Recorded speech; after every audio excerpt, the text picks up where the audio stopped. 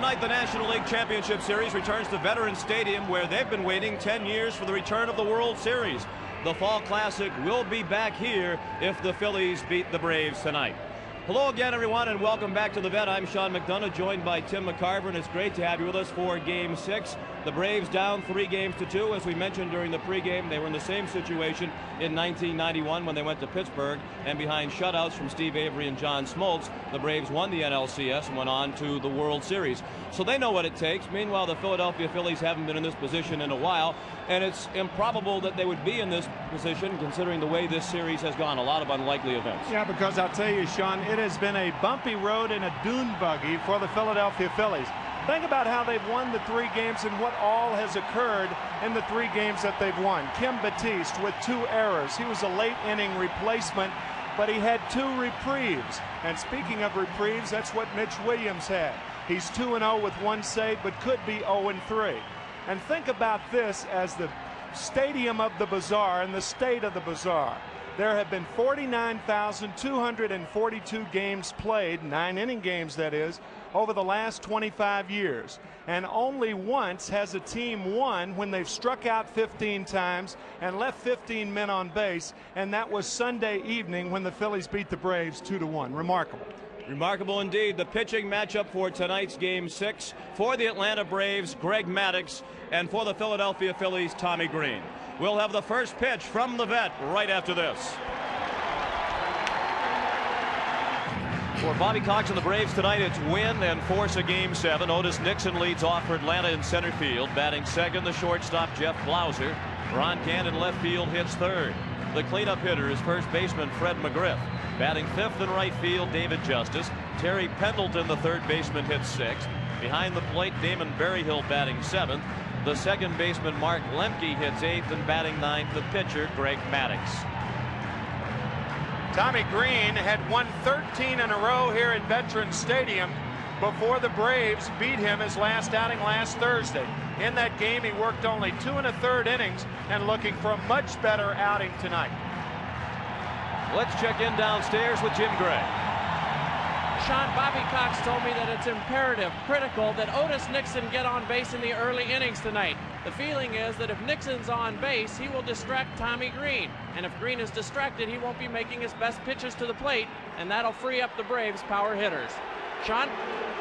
Nixon was a big part of the series early on. He started 5 for 8 over the first 2 games, but since then, Otis is 2 for his last 12. So he digs in at 7 for 20 for the league championship series.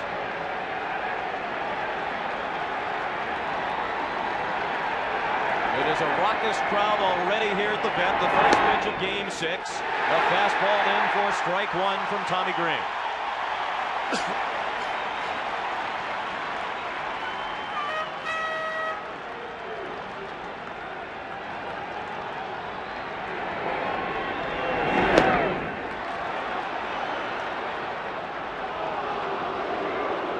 Swing, said third base umpire Terry Tata, and the count is 1-1 on Nixon.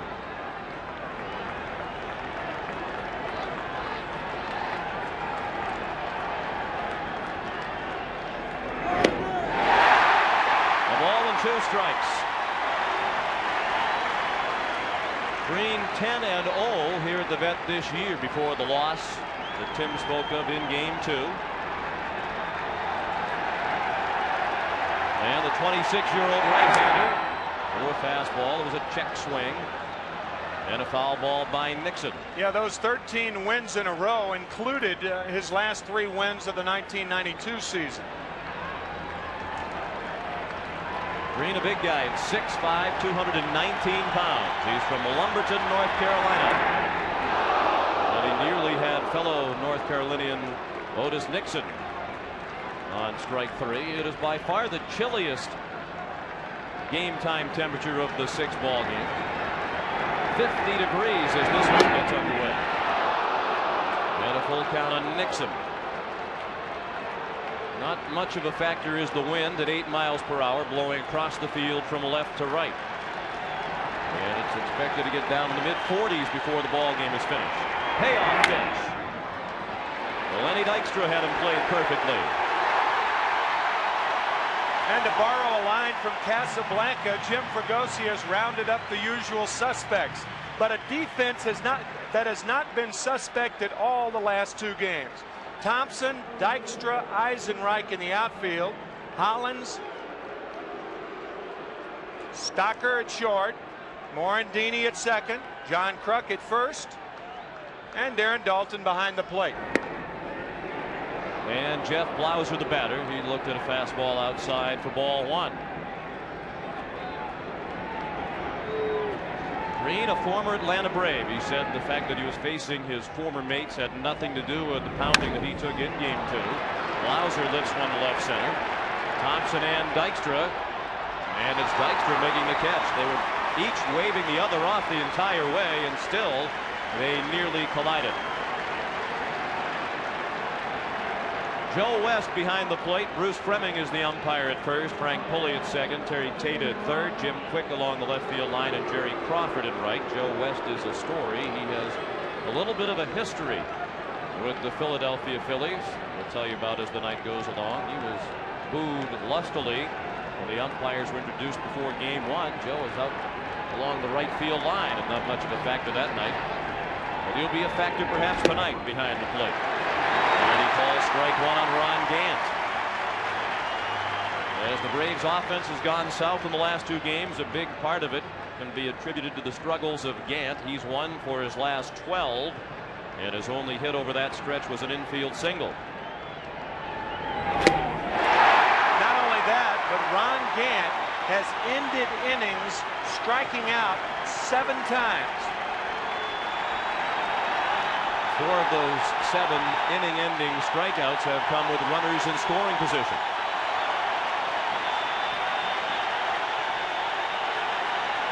Green hoping for a 1-2-3 first. And Gant laid off the 0-2. Bobby Cox says it's not unusual for Gant to have a brief downward slide, and he's capable of coming out of it in an instant. And that's what the Braves skipper is hoping for from Gant, who was so much a part of his team's success during the regular year. Well, that's what it takes in the playoffs. You're playing a maximum of 7 games, and if you fall into a slump, you better come out of it in an instant. Or you see a season of 104 victories down the chute. The crowd roaring with every pitch. The 1-2 is low. Green said he was not nervous prior to his game 2 start. He was simply a little bit anxious, and he felt that his big problem was too many pitches right over the middle of the plate, and that will certainly get you into trouble against big league hitters. The 2-2.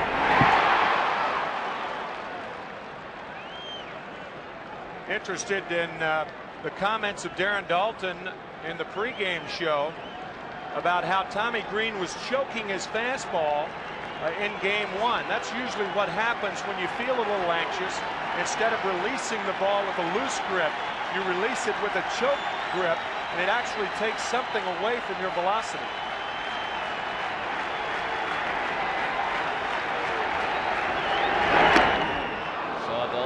For the breaking ball, and Green missed with it, low and away. Another full count on Gant with 2 outs and the bases empty, no score in the top of the first. And Fred McGriff, who has been the Braves' best hitter in the league championship series, is on deck. The 3-2 pitch in the air in left center, not deep. Thompson charging hard and makes the running catch. So the Braves go in order against Green on 3 fly balls after a half inning. Atlanta nothing, and Philadelphia coming up. Jim Fregosi's Phillies are 1 win away from the World Series. Tonight, Lenny Dykstra leads off in center field. Mickey Morandini back in the lineup at second base. Batting third at first base, John Kruk. The cleanup hitter is the third baseman, Dave Hollins. Batting fifth, the catcher, Darren Daulton. Jim Eisenreich is the right fielder hitting sixth. Batting seventh in left field, Milt Thompson. Kevin Stocker is the shortstop batting 8th, and the pitcher Tommy Green hits 9th. Greg Maddux appears to always be 1 pitch ahead of his pitcher, of the hitters. He won game 2 and won it lustily with a lot of run support. He was 20-10 during the season with a league low 2.36 ERA. Now the hero of Game 5, Lenny Dykstra, who won it with his home run off Mark Wohlers in the 10th. First pitch from Maddox, strike one.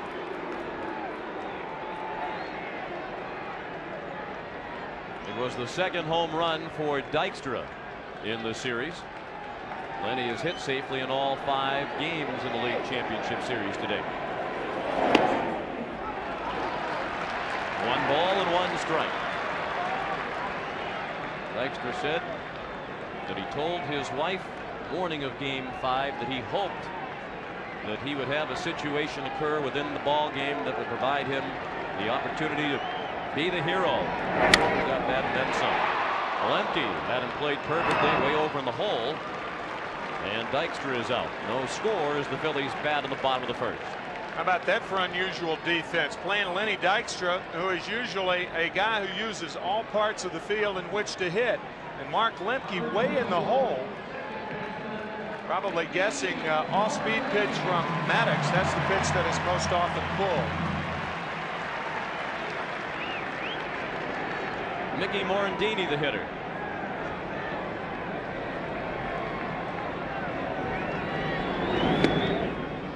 Breaking ball looked like a pretty good pitch. Berryhill didn't help it by dropping it. Morandini starting for the 3rd time in 6 games, and he's 3 for 11. Up the middle, off the leg of Maddox. It caroms right to Lemke, who throws him out. 1-4-3 if you're scoring, and Bobby Cox is going to come out and make sure that Maddox is okay. Yeah, the Braves got the out, but are they going to lose one of their prime starters as a result? This ball is scorched back through the middle, low and away, and it hits him on the right calf. Fortunately, Maddox turned that knee. Otherwise, he gets it right in the shin, and you'd have to think it would be more serious. This ball hit hard. Watch the right leg. Watch him turn it at the last minute, and the ball hits in the calf muscle as opposed to the shin, and I'm sure he'll be all right. That ball was sharply struck, as you noted, and on this cool night, that's certainly something that we'll keep an eye on in the dugout or clubhouse between innings, because there is the possibility that it could stiffen up. Take a look while we have some time as Maddox throws to see if his leg's all right. Ron Gann in left field, Otis Nixon in center, and David Justice in right. Terry Pendleton at 3rd base, Jeff Blauser the shortstop, Mark Lemke at 2nd, Fred McGriff at 1st, and Damon Berryhill once again behind the plate. Greg Olson, you may remember he was hit by a pitch in Sunday's game, and coming down on that left wrist, he injured it. It is not broken, but his playing status is doubtful tonight. There's Olson. He felt that he could catch without much of a problem. The problem would be hitting. That wrist hurts when he goes to swing the bat. John Kruk, and Maddox missed with ball 1. Kruk just 1 for his last 10. And 1 hit was an RBI double in the first inning of Game 5 off Steve Avery that got the Phillies off and running. 2-0 on Kruk. Greg Maddox is 27 years old. He's home in Las Vegas. He is falling behind Kruk 3-0.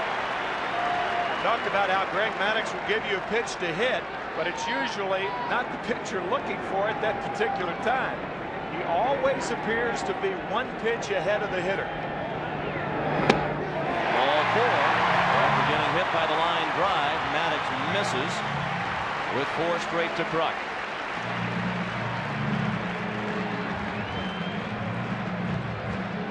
Bobby Cox named yesterday as the National League Manager of the Year by the Sporting News. The award is voted on by the 14 National League managers. Bobby said it was particularly meaningful because it did come from his peers. Dave Hollins is the hitter. He's had a very quiet LCS. 3 for 18. One of his 3 hits was a 2-run homer off Maddox in Game 2. After Maddox got hit by the ball off the bat of Morandini. He threw 4 straight balls, and you can just see Bobby Cox zeroing in on whether Maddox is all right or not. Cox said he feels good about his team's chances heading into these 2 games. He hopes there will be 2 because he has Maddox tonight and Tom Glavine if Game 7 is necessary tomorrow night. Maddox has to come out early. That changes the picture entirely. Glavine, a Cy Young Award winner in '91, and Maddox won the Cy Young Award last year.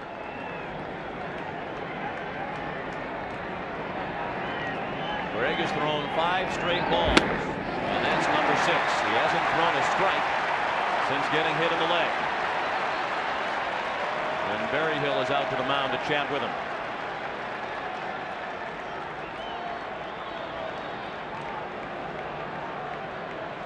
Greg Maddux led the National League in ERA. He also led in innings pitched. Led the majors in those 2 categories. He also led in allowing the fewest base runners, a little over 9.5 a game. That's a little over 1 per inning. He is, in the words of Jim Fregosi, the best pitcher in the National League. And after 6 straight out of the strike zone, he's in with strike 1 to Hollins, 2-1. Damon Berryhill has taped all of his fingers, and the reason catchers do that is often when they put down the sign, there's that shadow in there, and pitchers have a difficult time picking the signs up. Chopped up the middle, Lemke backed up on it, and had to hurry the throw to get Hollins. After 1 in Philadelphia, no score. No score after an inning, and as you might imagine, there was quite a crowd around Greg Maddux when he arrived in the Braves dugout. Everybody concerned in the Atlanta dugout about his well-being after being hit on the leg by the line drive off the bat of Mickey Morandini. Looked like a boxer's corner down there. Cut man, trainer. In this case, it's probably a bruised man who was needed. Fred McGriff, the Braves' leading hitter. He looked at ball 1 inside. Griff has had at least 2 hits in each of the last 4 games in this series after having 1 hit in the first game. Part of the problem for the Braves offense of late has been that in this series he's had to lead off 9 times because of the struggles of Ron Gant ahead of him. A number of his hits have come leading off the inning. Not many RBI opportunities for Fred. Every time he's up there, it's an RBI opportunity. He can knock himself in, as he did with a tremendous blast off Tommy Green in the first inning of Game 1 that set the tone for that night. Game 2, pardon me. And here is the home run, a 2-run shot. First ball hitting, first inning. Right fielder Jim Eisenreich looked like he was in New York for the first time. Looking up at that, looked like he was trying to find a skyscraper. That's how high it was hit. The tail of the tape is certainly suspect after that home run was listed at 438 feet. There was an interesting fact after the ball game that McGriff, Gant, and Justice combined for 113 home runs this year that totaled, according to the tail of the tape, 44,661 feet. The home runs traveled a combined 8.5 miles. And McGriff's in Game 2 about 3.5 miles. It was 2-0 Atlanta after the first inning of Game 2 on the McGriff home run. 8-0 after 3, and the result was never in doubt after that, with Maddux cruising along. Green has gone to a full count with 3 of the first 4 hitters. He retired the side in order in the first on 3 fly balls. He'll face McGriff, Justice, and Pendleton here in the second. Green has thrown McGriff 8 straight, make that 7 straight fastballs, and the more fastballs in a row you throw the hitter, the better they have to be. So he went away from the fastball and missed in the dirt with ball 4. The Braves have their first base runner, McGriff, at first, leading off the second in a scoreless game. Hey, when hitters like McGriff keep fouling balls off like that, you can feel it as a catcher that you better go to something else. You know that a hitter of McGriff's caliber is on that pitch, and that's why Dalton called for the splitter on that last 3-2 pitch, but McGriff wasn't biting. David Justice is the hitter. Ball one, blowing in. Justice facing his former minor league roommate. Tommy Green was in the Braves organization. His roommate at AAA Richmond was David Justice. Justice set Tommy Green up on a date with a young lady named Lori Kidd, who is now Mrs. Tommy Green.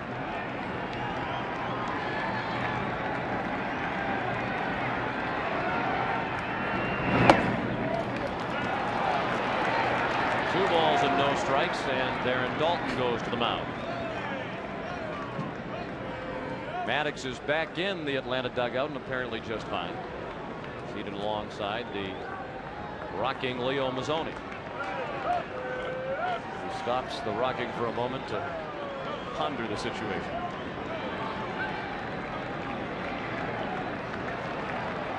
Two and 0 on Justice. McGriff at first with nobody out. No score in the top of the second. Justice has just 3 hits in the series.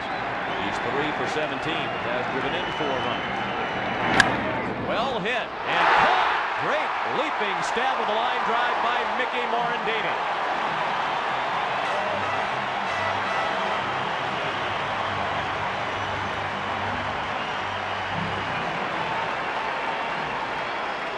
Temptation on a ball hit that hard is to jump too soon, but Morandini times the jump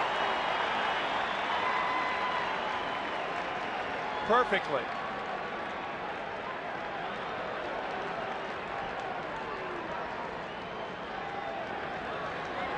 Nice play. The Phillies have had a couple of miscues in the field in the last few games, but they've more than made up for it with the number of outstanding plays they have made. Terry Pendleton looked at ball one that just missed. He's 8 for 22 in the series with a homer and a team high 5 runs batted in. Yeah, the Phillies certainly set the stage in the first 2 innings of Monday's game. The 2 fine plays by Wes Chamberlain, in which he got assists to tie an LCS record, and a good play by Pete Incaviglia in left field. Shane working behind the hitters, and the count is 2-0 on Pendleton, who has hit in every game in this series except the first game. Len Dykstra was over toward left center, and with a count 2 balls and no strikes, Pendleton is more apt to pull the ball, so the center fielder is over more toward right center. That's known as playing the count, and Dykstra does it well.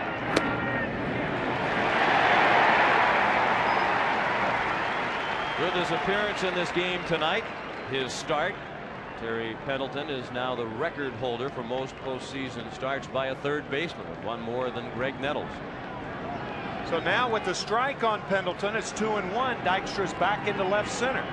You'll see center fielders do that, and it's known as playing the count.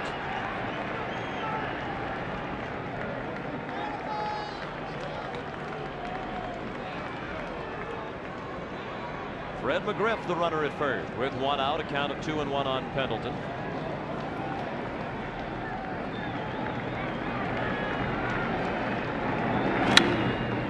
In the hole, base hit. Out of the reach of the diving Morandini. McGriff stops at second. The Braves have their first hit, the 9th of the LCS for Terry Pendleton. And Atlanta threatens with first and second and 1 out. Morandini cheating towards second base for the double play. What makes it difficult for a base runner on a ball hit like that is if you're the runner on first, the ball's hit behind you, and you don't know whether the second baseman's going to come up with the ball or not. So you don't know whether to take out the shortstop on a throw to second or make the turn. And that's why McGriff didn't go to third. Damon Berryhill, 4 for 15 with a 3-run homer off Bobby Thigpen in game 2. That blew the ball game wide open. Made it 8-0. Berryhill was the first batter to face Thigpen after Green was relieved by Thigpen.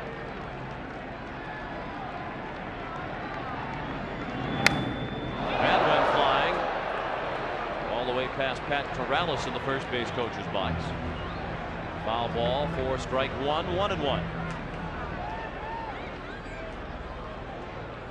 Berryhill makes contact, and the bat goes about 95 feet past Pat Corrales, who was getting out of the way. Usually players who hold the bat down on the knob don't have as much of a problem losing the bat as players who choke up on the bat, because usually that bottom hand, that's what that knob does. It prevents you from losing your bat.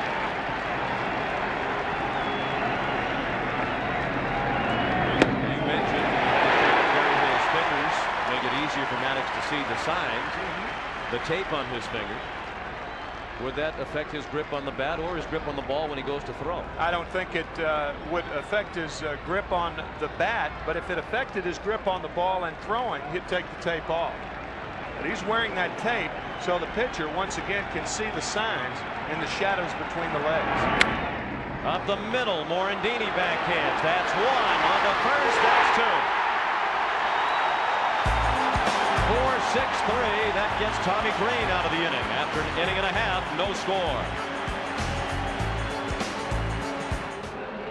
Welcome back to Veterans Stadium. I just spoke with Dave Pursley, the Braves trainer, and he said that Gary Maddox sustained a very deep bruise in his right calf on the soft tissue. Now, they applied a pressure bandage during the half inning to stop the bleeding. It could give him some trouble if it tightens up, and they're going to keep a very close eye on it. Sean? Thank you, Jim. Greg's first pitch of the inning to Darren Daulton was strike one. Daulton 3 for 15, but one of those hits, the big solo home run in the ninth inning of Game 5 that turned a 2-0 lead into a 3-0 lead, and that turned out to be a very big home run that kind of got lost in the shuffle when the Braves came back to score 3 runs to tie in the bottom of the ninth. Daulton chased a ball in the dirt. 1-2. Maddox to face Daulton, Eisenreich, and Thompson. Batters 5, 6, and 7 for Philadelphia. No score as the Phillies hit in the second.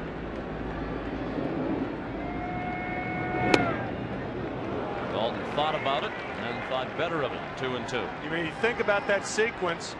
Second pitch was up and in, and then the fastball was down, and then the fastball just missed away. Maddox is all over the strike zone with his pitches.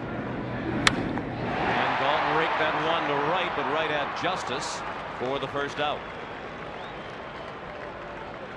We mentioned that the Phillies have a little bit of an unpleasant history with the home plate umpire Joe West, an angle of tonight's game that's been played up locally, and it dates back to August 9th of 1990.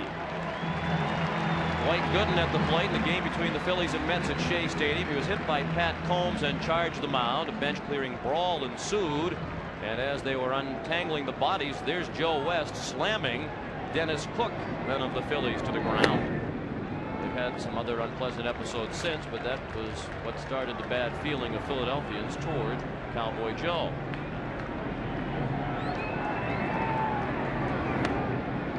Jim Eisenreich, the hitter, 2-0 the count. He's 2 for 11 in this series while platooning with Wes Chamberlain and Wright.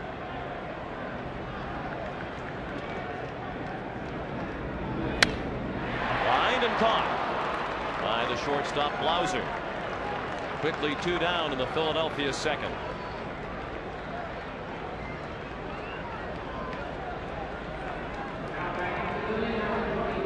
And up steps Milt Thompson, who has only 1 hit in 9 at bats in this series. That one hit a double in Game 4 off John Smoltz.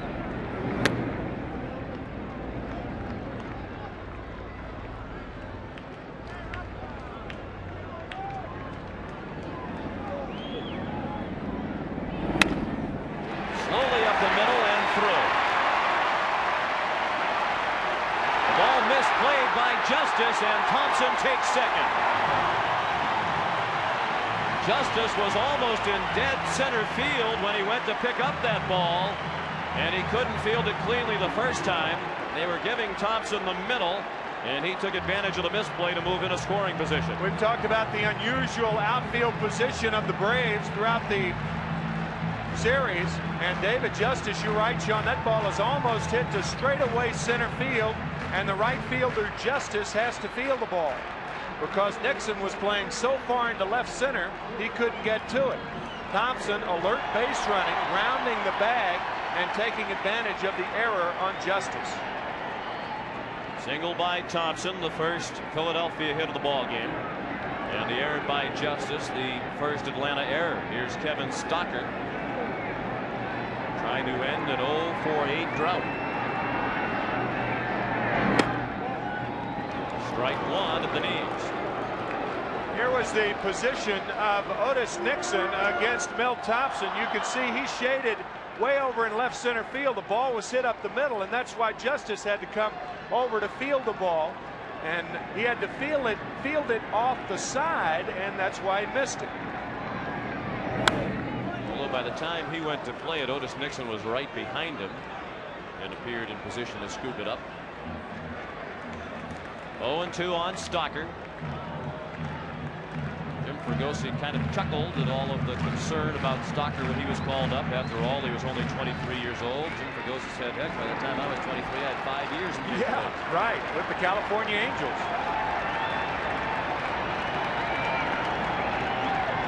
The 0-2. Very close. And called the ball 1-2.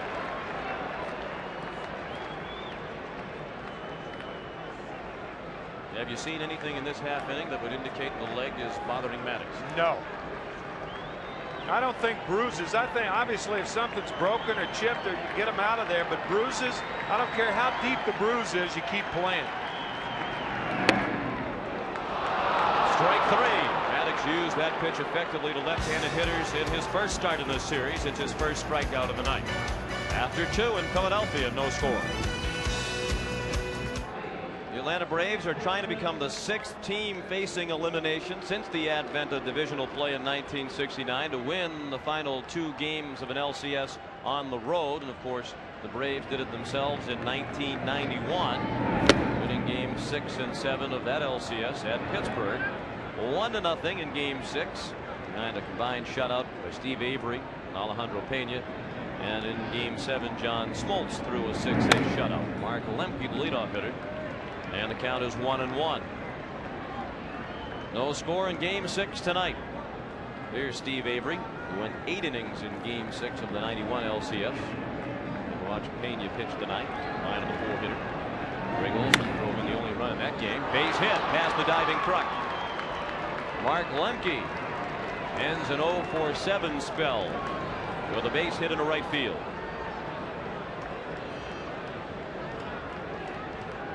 Didn't look like John Kruk got a break on that ball. He broke to his left first, and then the ball was hit to his right. I don't think he picked that ball up immediately. But you mentioned John Smoltz and the shutout victory over the Pirates 2 years ago. Bobby Cox telling us before the game that he will be available tonight for an inning, possibly. And if there is a tomorrow night, definitely. Maddox bunts. Green goes right to first. 2 Morandini covering. It's a sacrifice. 1-4. And Lemke is in scoring position with 1 out. Well, Maddox squared around very early. Matter of fact, Green was into his stretch, and Maddox was already squared around. The bunt's a good one. You see the barrel of the bat above the hands. Maddox with 8 sacrifices during the season. Usually if you have the barrel of the bat, if the hands are above the barrel of the bat, you pop the ball up. Otis Nixon, the hitter. No score in the 3rd. The Braves have Lemke at second with 1 out. Then ball 1 high to Nixon. Fly to center, leading off the ball game.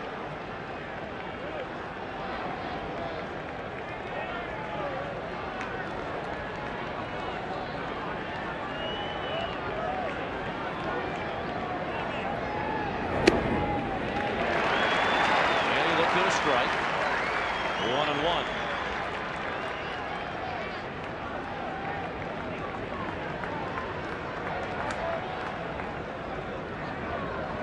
Otis 5 for 7 with runners on base in this series. Bear in mind he had 196 during the regular season with runners in scoring position. And as a result, only drove in runs all year. They knocked in 4 runs in the first couple of games of this series. A lot of that has to do with from the left side. He's not a powerful hitter and doesn't hit a lot of balls deep to the outfield when he does have a single. So it's tough for a runner on second to score.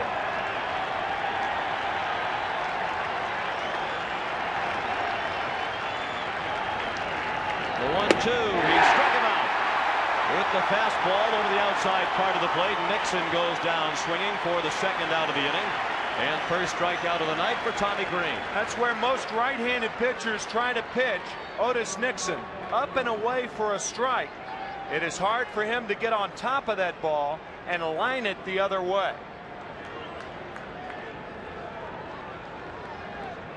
And the swing was under it.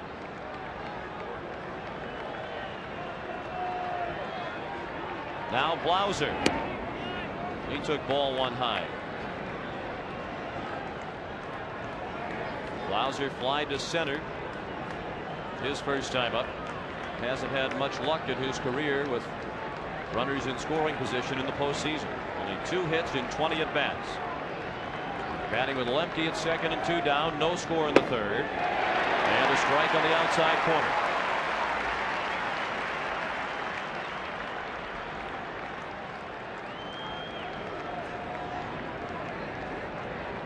I see a much more relaxed Tommy Green on the mound. You don't know, of course, it's a very, very good hitting lineup for the Braves. You don't know what's going to happen, but his approach is much more relaxed tonight than it was last Thursday.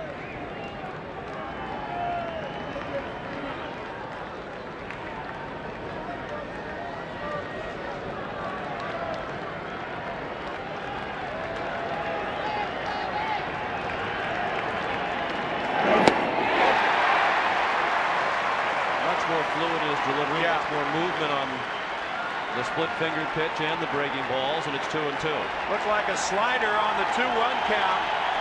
You can see that slider spin right there, and Blauser goes out after what would have been ball 3.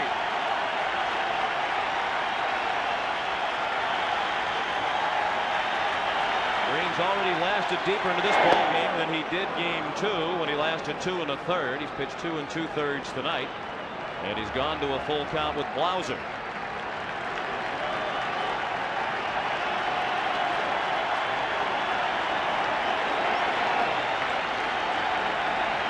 Many of the fans on their feet hoping for an inning-ending strikeout. And he did strike him out. We'll return to Veterans Stadium after this message and a word from your local station.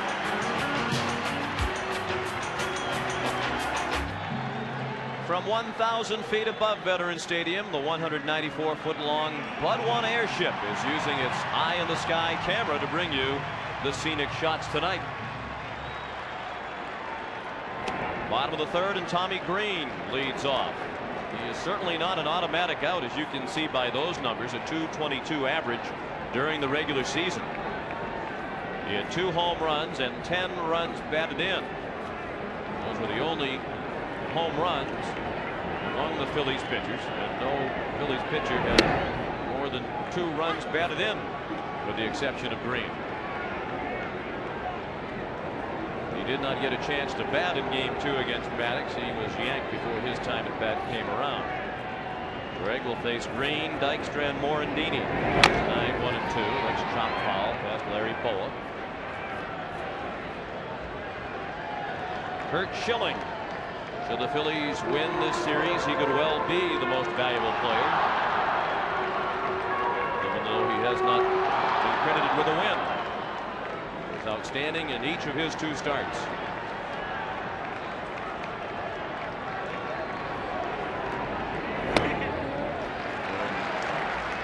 Should Schilling be the MVP, he would be the first starting pitcher chosen as most valuable player of a postseason series without being credited with a victory in that series.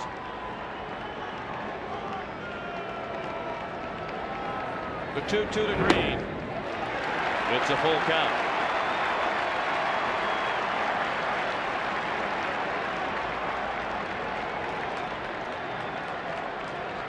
Lenny Dykstra waits to follow Green. The payoff pitch from Maddox is a breaking ball. Well, that certainly shows some respect for the hitting ability of Tommy Green. He did not give him the 3-2 fastball, and Green drew the second walk thrown tonight by Maddox. I think some pitchers have as much confidence in a slider to throw for a strike as they do a fastball. With Maddox, it's very difficult to tell the cut fastball from the slider. They both look similar. Lenny Dykstra with Green at first and nobody out, and look back at his heroics from the 10th inning of Game 5. With the score tied at 3 in the top of the 10th, he hit a home run off Mark Wohlers. The Braves dugout was upset. They thought the previous pitch, a 2-2 fastball, should have been called strike 3. Dykstra says no way, that pitch was definitely outside. Bobby Cox was still saying before the game that the 2-2 by Wohlers was a strike. Lenny said he knew he was going to get a fastball 3-2 because with Cabrera catching in an emergency situation, they didn't want to risk walking Dykstra. It probably would have been a double.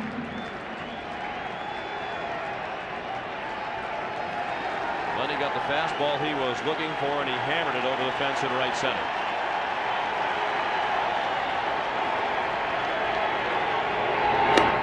Only once during the regular season did Greg Maddux walk a pitcher. He just walked Green to open the third. It's the first time tonight the Phillies have had the first man on. Scoreless ball game in the home half of the third, and 2-0 the count on Dykstra.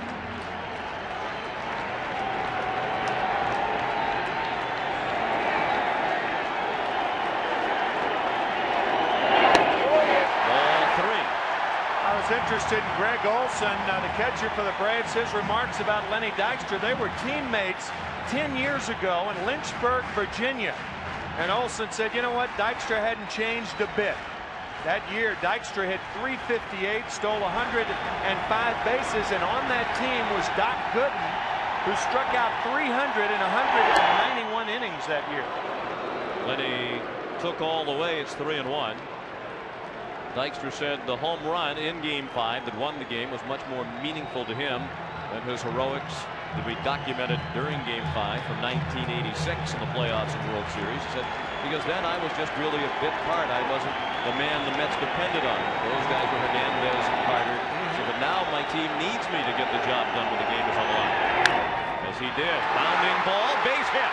Past the diving Lemke. Green rounded second, then stopped, and Justice threw in behind him, and Green scampered back to the bag.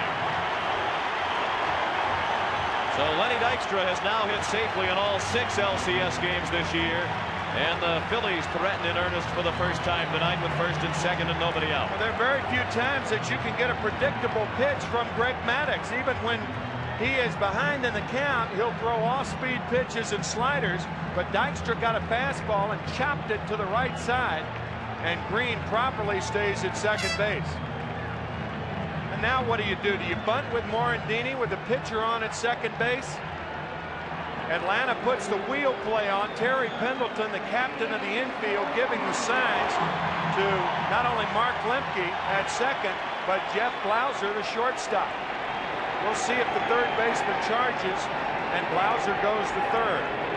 Jim Fregosi doesn't like to bunt, and undoubtedly he's aware of the numbers. Morandini against Maddox that you just saw. That's a part of the reason why Morandini is in the lineup tonight. And also a pitcher is on at second base, and for the most part, pitchers, it's not that they're not good base runners, they're not experienced base runners. They don't know how to be flexible against the different defenses that Atlanta can employ. Morandini appeared to be taking a strike, and he did. 1-1 the count. It was Morandini who hit the shot back to the mound that caromed off the leg of Maddox that caused the concern for the Braves in the first. No score, but the Phillies are threatening in the third. First and second and nobody out. Little pop-up. Pendleton has room and makes the catch in foul ground for the first out of the inning. Jim Fregosi played it as he has for most of the season. Decided to forego the bunt. And Morandini did not advance the runners. Yeah, well, I think in that particular instance, it's not that Morandini can't bunt. He's an excellent bunter. But you do have a pitcher on at second base, and I think that's why Fregosi opted not to bunt then.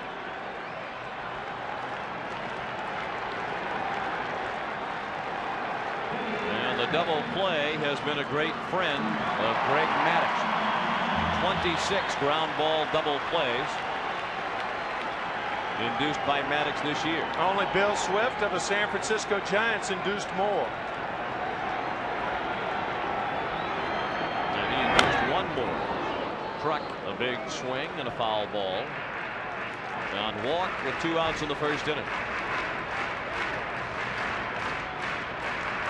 Tommy Green, the runner at second. Lenny Dykstra at first with 1 out in the third. No score. Each team has 2 hits.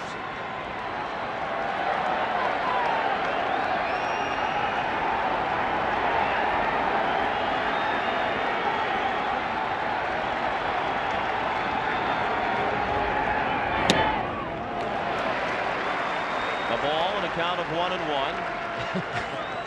I think if John Kruk were a football player, it'd be hands down, he'd make the All-Madden team, right? Without question.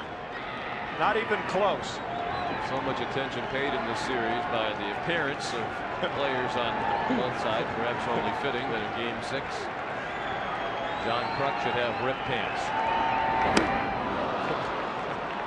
Obviously trying to pull that pitch. He goes to left field as often as right field. And Kruk's big brothers, Joe, who's 42 years old, Tom, who's 36, have been attending the game.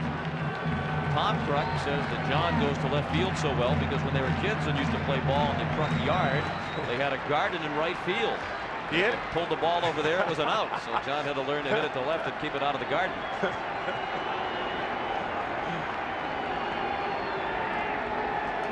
The 1-2 is low. John had Thanksgiving dinner over at Leo Mazzoni's house, the Braves pitching coach, last year.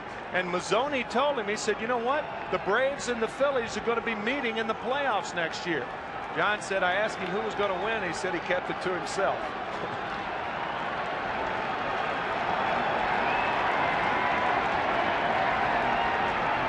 The 2-2. Bounce down to first. McGriff will play it at first base for the second out of the inning. The runners move up. Why ask how? That was the great headline on the back page of the tabloid newspaper here in Philadelphia, the Daily News. Because if you look at the numbers, it doesn't add up to a 3-2 series lead for Philadelphia. But obviously you have to factor in that the 2 Braves victories were lopsided blowouts, and that has played a big part in their statistical advantage.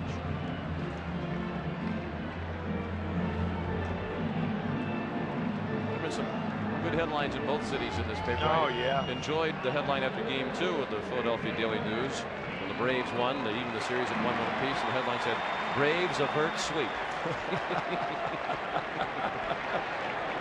It's optimistic thinking. Yes, indeed. Hollins, the batter. He's about due to deliver for Philadelphia. Only 3 for 19. As the cleanup hitter for the Phillies in this series. Matter of fact, the 4 and 5 spots for the Phillies, 6 for 35 in this series. Only RBIs came on home runs, a 2-run shot by Hollins and a solo by Dalton. Ball 2. 2-0 on Hollins, who's a much better hitter right-handed.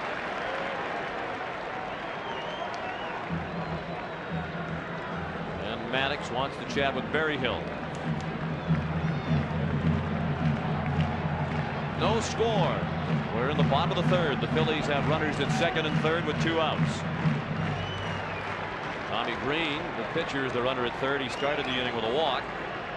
And Lenny Dykstra singled Green to second. Mickey Morandini popped out for the first out of the inning. John Kruk grounded to first, and the runners moved up.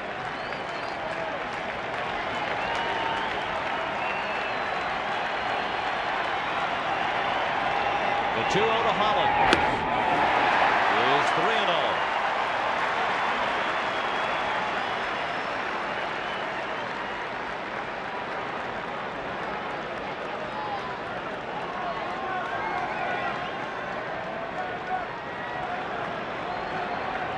Aaron Dalton is on deck. Hollins looked at a fastball at the knees for a strike.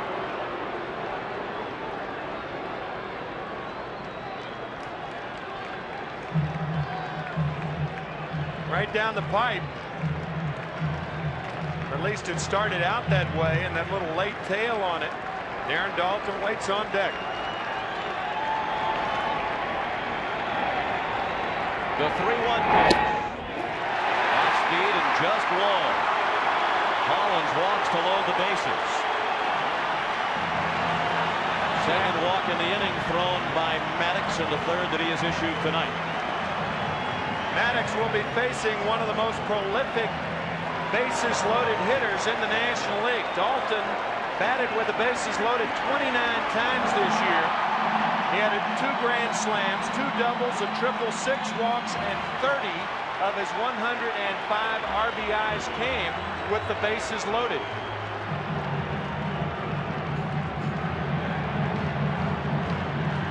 Leo Mazzoni on his way to the mound, and there will be action in the Atlanta bullpen. Steve Bedrosian running out there.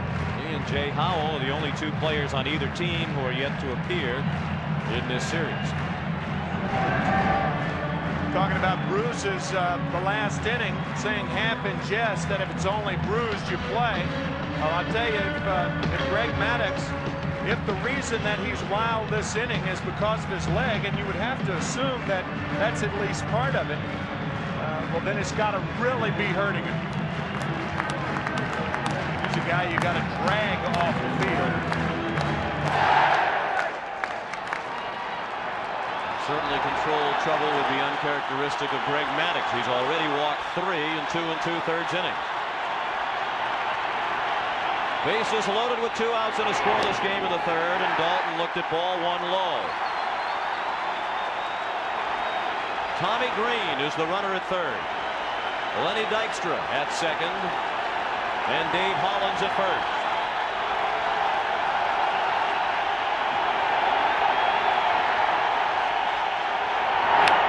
Off the end of the bat, and a foul ball into the Braves dugout. Maddox has thrown more balls than strikes to this point. He's thrown 53 pitches, 29 of them balls, only 24 of them strikes.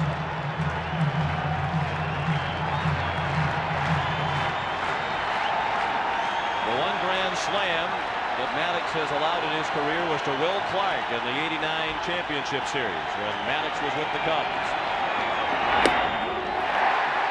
A ball low.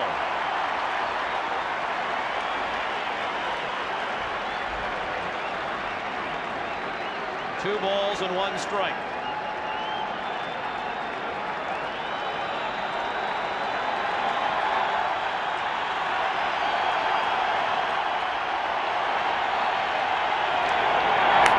Line drive down the right field line, hooking, fair ball. It appeared to be right on the line. Green has scored. Dykstra is in. And it'll be a double fan interference, and the Phillies lead 2-0. They'll have to send Hollins back to third.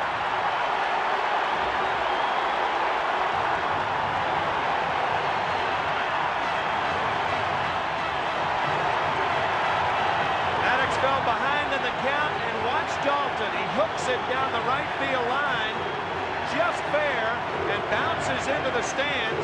A ground rule double by Darren Dalton. Looked like it hit right on the line. Right on the inside of the line, and the Phillies take the lead.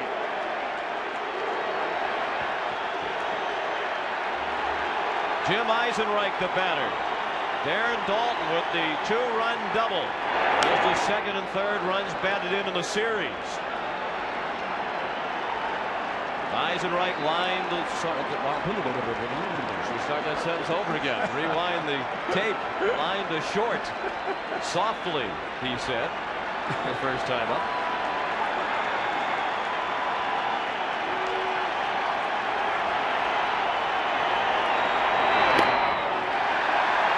One ball and 1 strike. Eisenreich, the 7th batter of the inning.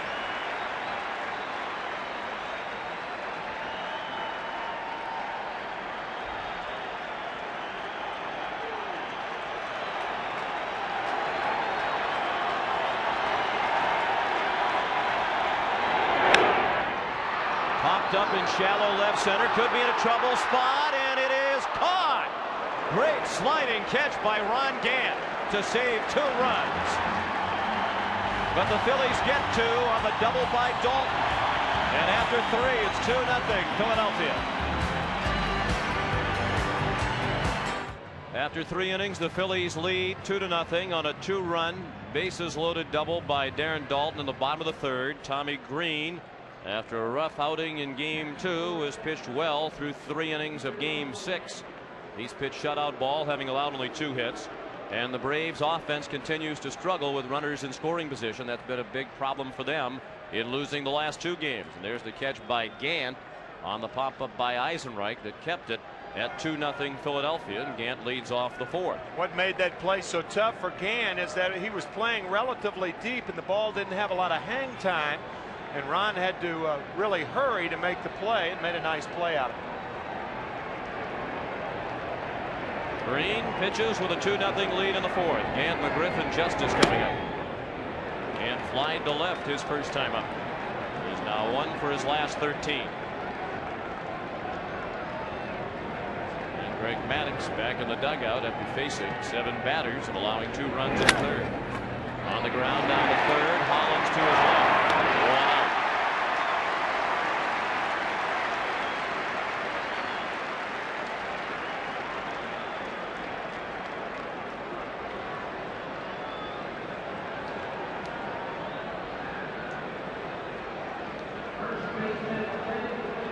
Now Fred McGriff, who walked leading off the 2nd. He was stranded at 2nd. It is the only walk issued by Green to this point.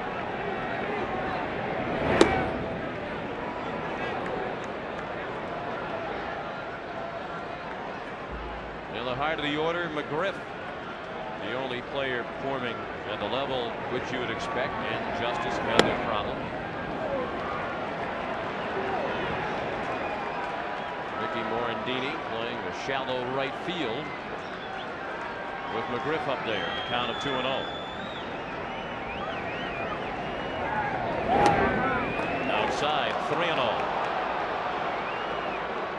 The on-base percentage of the Braves during this series has been very poor. That's why the Phillies led the National League in runs scored this year, because of their on-base percentage.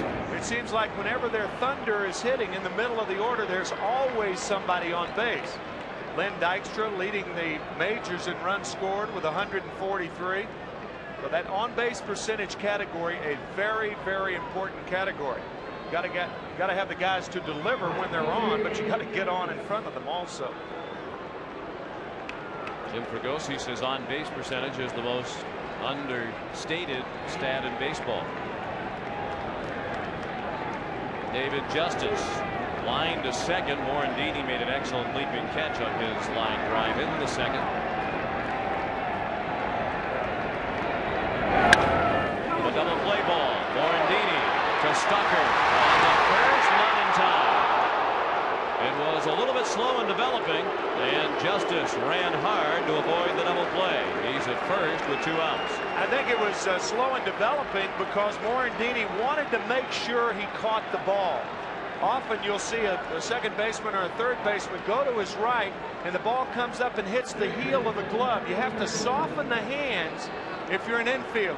And Morandini did that to make sure of one, and by the time Stocker returns the throw to first, Justice has it beat. You can see how deliberate Morandini was then, making sure of one. So that gives the Braves another chance with the tying run at the plate in the 4th. 2-0 Philadelphia. Pendleton fouls one straight back. Terry singled to right his first time up.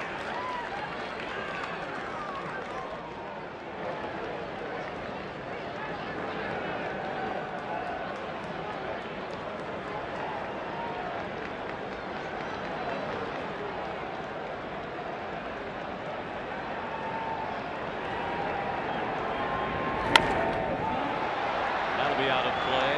0-2. Certainly Tommy Green has the memory of his start in game 2 in his mind, but he also has with him pleasant memory of his last start of the regular season against the Braves. on September 24th here at the Vet. He was dominating the Atlanta hitters that night. Went 8 in the third innings of shutout ball, allowing only 3 hits while striking out 6. He combined with Mitch Williams on a shutout. His one problem in that start on September 24th was 8 walks. He's walked 2 tonight, both to Fred McGriff. Jack swing. Was it a swing? No, says third base umpire Terry Tatum. Well, the Phillies have been getting a lot of breaks, and now I think the Atlanta Braves get a break. I believe oh yeah, he went around easily on that. So the Braves with a break right there. Oh man, easy. That was not even close.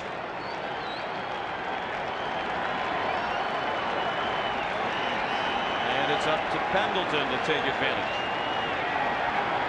With the count 1-2. Now 2-2.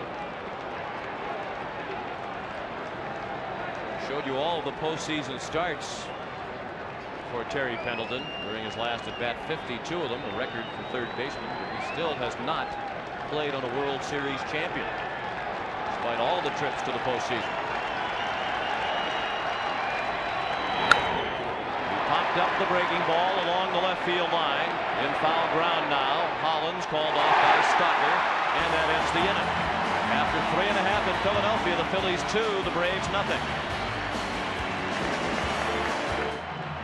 Phillies lead 2-0 as they get ready to come to bat in the 4th inning. The only scoring in this ball game on the double by Darren Dalton with the bases loaded to drive in 2. Meanwhile, the Braves offense continues to struggle. They now only scored in 2 of the last 24 innings in this series. Yeah, the Braves starters have only given up 10 runs in this series. So the starters are doing their jobs, but the offense has calmed down. Good Philadelphia starting pitching. They have matched the Braves pitch for pitch.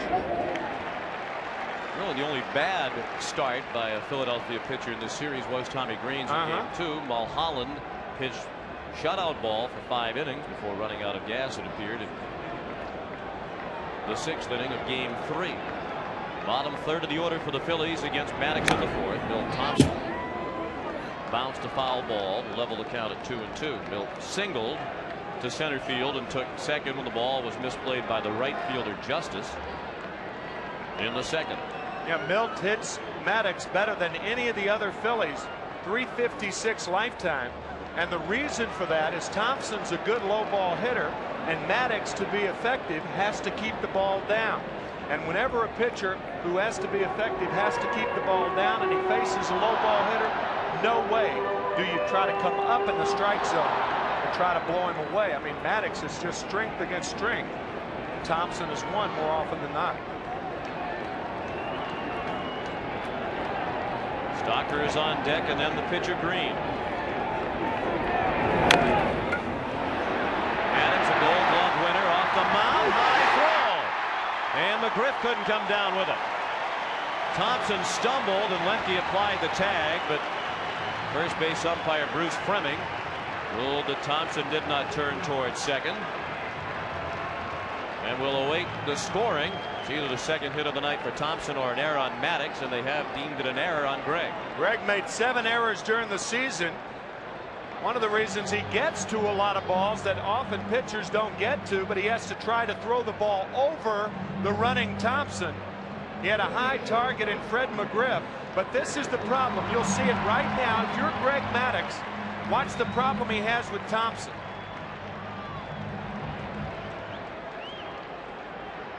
Reason McGriff can't give a target, the target would be right at the head of Milt Thompson. You don't want to do that. You end up hitting the runner. Thompson was close to running inside the first base line.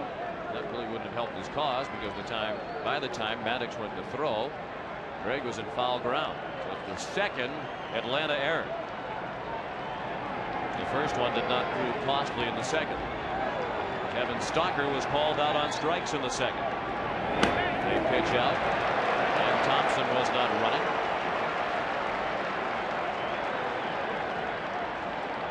Talked about Jim Fregosi not using the hit and run a lot of times. Often by pitching out early in the count, you talk the other manager into it.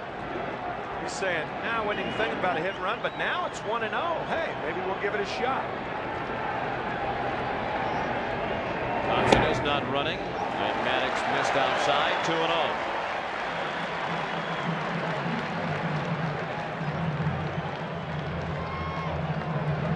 Larry Boa says Kevin Stocker reminds him of a former Major League shortstop named Larry Boa.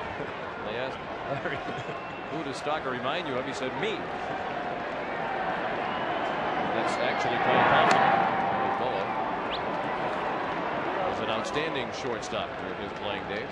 2,222 games played in the big leagues, and until Ozzie Smith tied it and then went ahead of it, Larry had played more games at short than any other National Leaguer. And his name has come up in connection with a couple of managerial vacancies. Down to first, McGriff to Blauser for one, back to first, safe. Stocker beat the return throw from Jeff Blauser, and he's aboard with one out. And the reason for that is that McGriff's throw was low in the third base side. Watch the throw by Fred McGriff. We talked about how Maddox had Thompson to deal with. Well, McGriff has Thompson to deal with. He throws it inside the bag, and Blauser's return throw is not in time. You try to give the shortstop a throw right around the letters. This ball to the third base side, and the throw late to first. Tommy Green, the batter. Squares to bunt, and he fouled it off. Green walked leading off last inning, and he scored the first run. Second walk issued by Maddox to a pitcher this year. He did it once in the regular season, and the walk to Green proved costly tonight. The Phillies lead 2-0. They're batting in the fourth.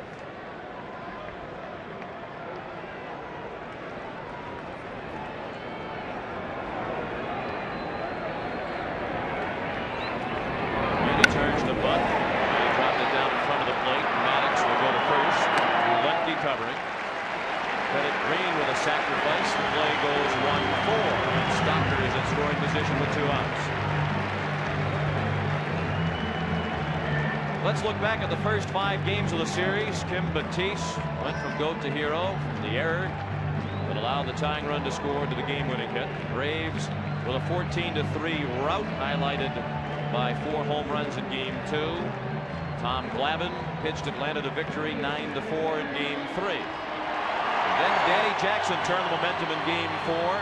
He also drove in the winning run, and Lenny Dykstra's 10th inning home run won Game 5 for Philadelphia.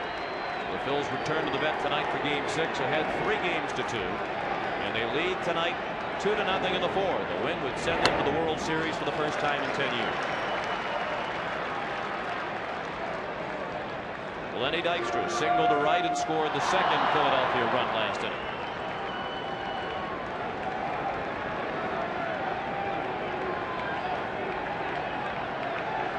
He's batting with a runner at second. Stocker, and 2 outs in the fourth.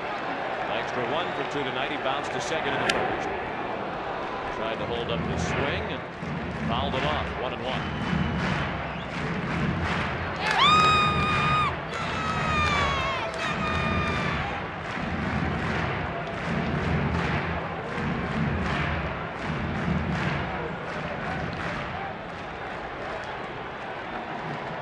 Wonder who has more movement, a Greg Maddux fastball or Lenny Dykstra.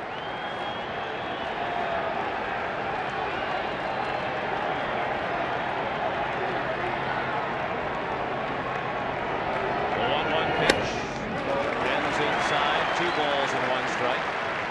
The home run by Dykstra in the 10th inning of Game 5 was the 6th of his career in the postseason. He's averaging a home run every 14.2 at-bats in postseason play, and that's more frequently than the man known as Mr. October, Reggie Jackson.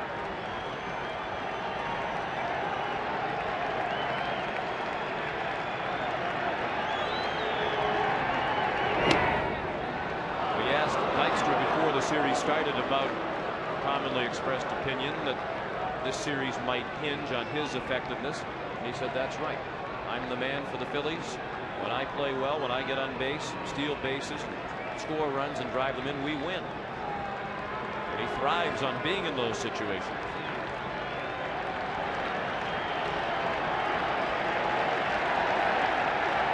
2 balls and 2 strikes. Well hit and hooking down the right field line, and it is foul.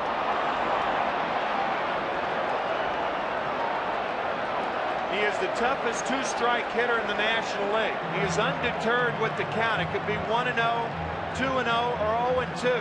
Here's a 2-2 pitch, looking inside. He takes it deep but foul. Interesting to note that on the second pitch of the season in 1992, Greg Maddux broke the left wrist of Lenny Dykstra. Dykstra hits him well, and Maddux pitches him inside often. As a matter of fact, Maddux last year hit 5 Phillies. And the Phillies later on in the season talking about retaliating and pitching inside to Maddux. And Pagosa acknowledged before this series started that there was still some bad blood along those lines. And Dykstra chased a ball to strike out and end the inning. Second strikeout for Maddux. After 4, 2-0 Phillies. If necessary, the Braves and Phillies will meet in Game 7 of the National League Championship Series tomorrow night here at the Vet. 8 o'clock Eastern Time is airtime with the first pitch at 8:12. The Braves need to win this game to force a Game 7. Damon Berryhill, a one-hopper back to the mound in the first pitch of the 5th, and Tommy Green threw him out. Berryhill is now 0 for 2. If Game 7 is necessary, Tom Glavine would go for Atlanta and Terry Mulholland for Philadelphia in a rematch of Game 3. There's Mulholland, who pitched shutout ball in Game 3 for 5 innings before he ran out of gas in the 6th. John Smoltz would be available for relief duty tomorrow night for Atlanta. Danny Jackson would work out of the pen if necessary for Philadelphia. Mark Lemke singled to right his first time up. We have just received word that the Chicago Cubs have named Tom Treblehorn as their manager. He had been serving as a coach for the Cubs the last 2 seasons. Of course, he was the manager of the Milwaukee Brewers. 1986, the end of that season, through 1991. 3-0 the count on Lemke. It was an interesting search for the Cubs skipper. Takes all the way, and it's ball 4. The 2 finalists were reported to be Treblehorn and fellow Cubs coach Tony Muser, and the general manager Larry Himes had both Treblehorn and Muser take a psychological test as part of the decision-making process.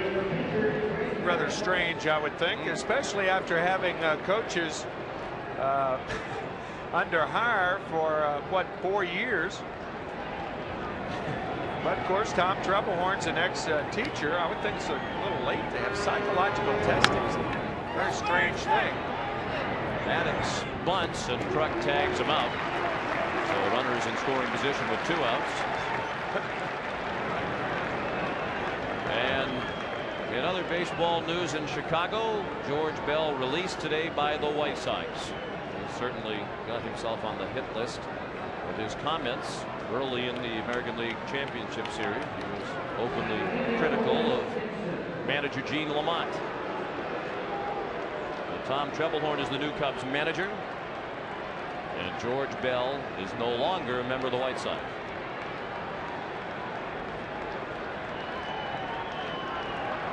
Otis Nixon, the batter, representing the tying run at the plate. We're in the 5th, and the Phillies lead 2-0. The Braves offense continues to struggle. I think if a psychological test shows up something you don't already know, you never should have hired him in the first place. That's right. I'd hate to think they would give us psychological testing to give us this job. That's my point.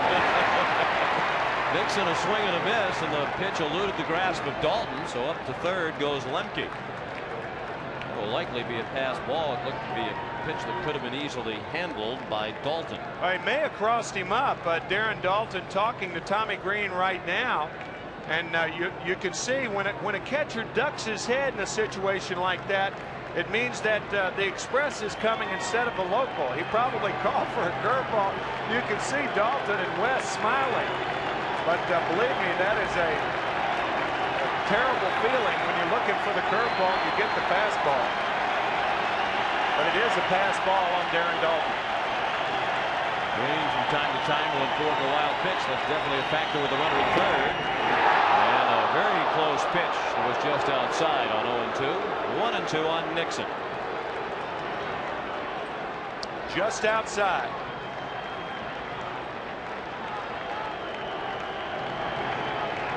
Two nothing Philadelphia. Tommy Green has only allowed 2 hits through 4 2/3 innings. The 1-2 pitch is just outside again.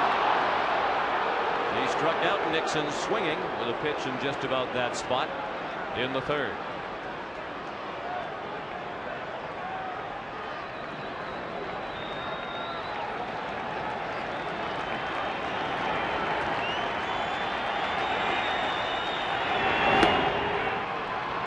Nixon has battled from 0-2 to a full count. Should he reach, Jeff Blauser would bat next.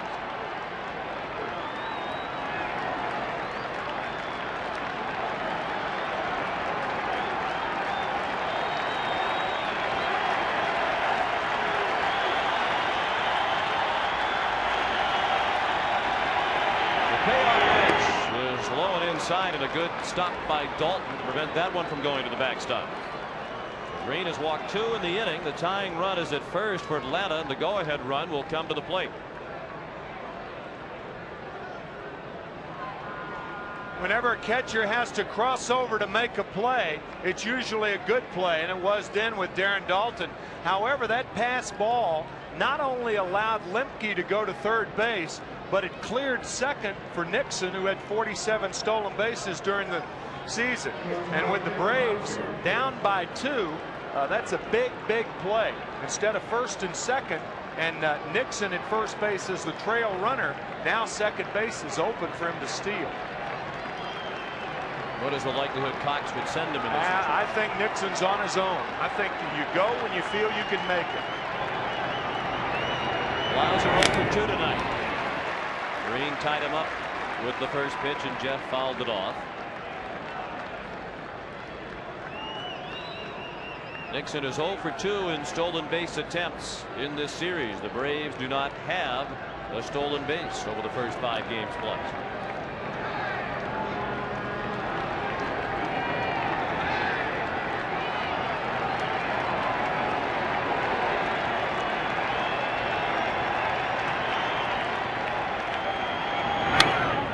Popped up, foul, and drifting out of play behind the Philadelphia dugout.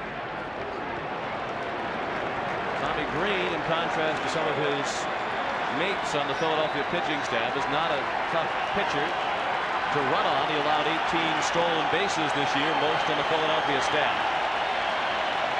And the count dictates something low and away to Blauser. So not only is it a good situation to run, but it's a good pitch count on which to run. Green struck out Blauser with a runner at second to end the third inning. Now it's first and third with 2 outs. And the 0-2 pitch hammered into left field.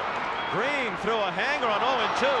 1 run is in, and now Thompson boots it, and Nixon moves up to third. And as he lobs the ball to third, Blauser goes to second.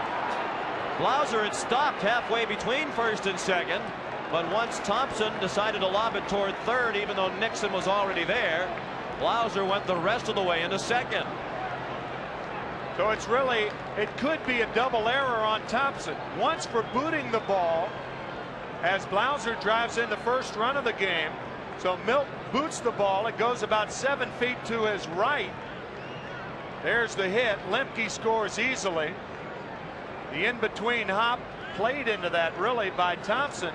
But now he goes to third base, and Blauser, who was halfway, goes to second. I think you could give 2 errors on that ball, because if Thompson comes back and throws to second base, then Blauser goes back to first. But Jeff, seeing that the throw goes to third, he goes to second easily. That's an easy play to give 2 errors on, I think. They only gave him 1. Fitted Blauser with an RBI, and Green made a bad mistake on 0-2. Gave Blauser a pitch he could line to the left. Now Gant.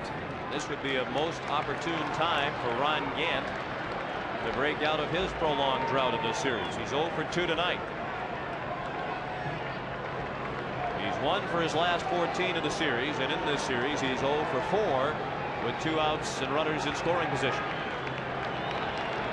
And that's the scenario here with Nixon at third, Blauser at second, and 2 outs. Time called by third base umpire Terry Tatum. Ball came onto the field. Foul ground off third. It was retrieved by Jimmy Williams.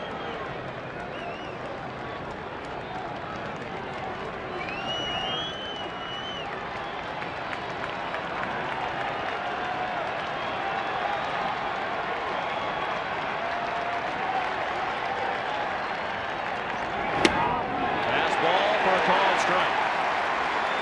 And Gant is in the hole 0-2.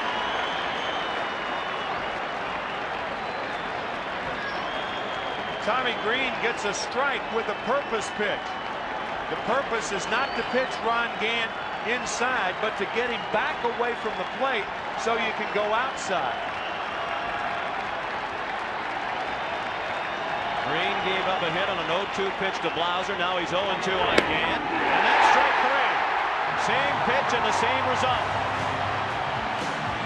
And again, Gant does not come through for Atlanta in a big spot. Halfway through the ball game, 2-1 Philadelphia.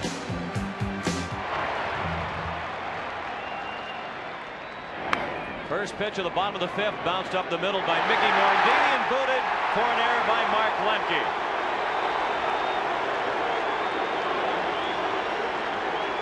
That's the 3rd error of the night committed by the Braves, and we're only in the bottom of the 5th.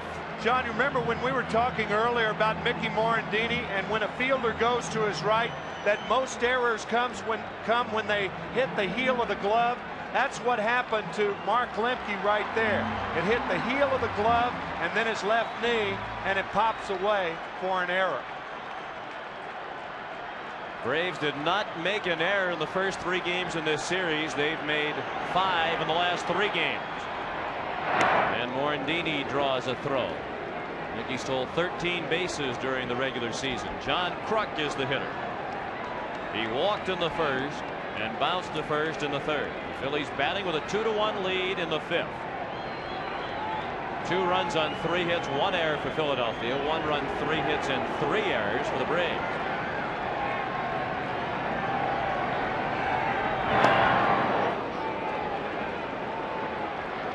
With his strikeout to end the top of the inning, Ron Gant has now struck out 5 consecutive times in this series when he's come to bat with 2 outs and runners in scoring position. That is a record for a postseason series. 5 consecutive strikeouts with 2 outs and runners in scoring position. Rich Gedman of the Red Sox did it 4 times in a row in the 1986 World Series, and Gant has now in this series ended 8 innings with a strikeout.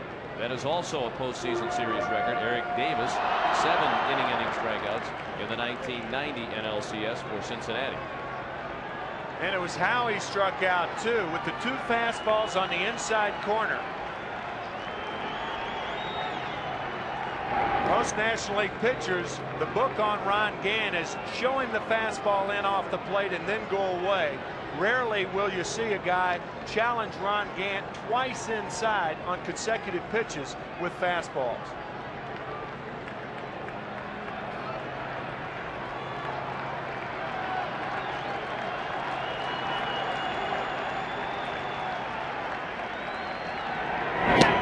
The 0-1 to Kruk missed.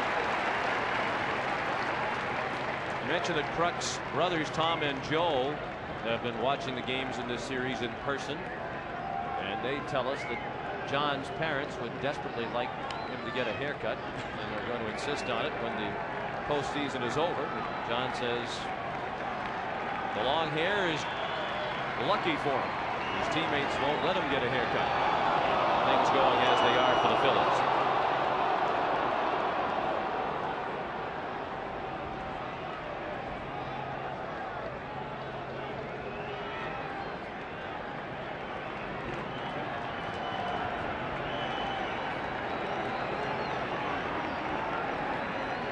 The 1-1 pitch.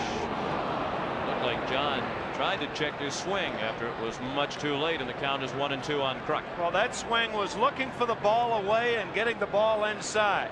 Watch how Kruk dives away, and then Maddox ties him up.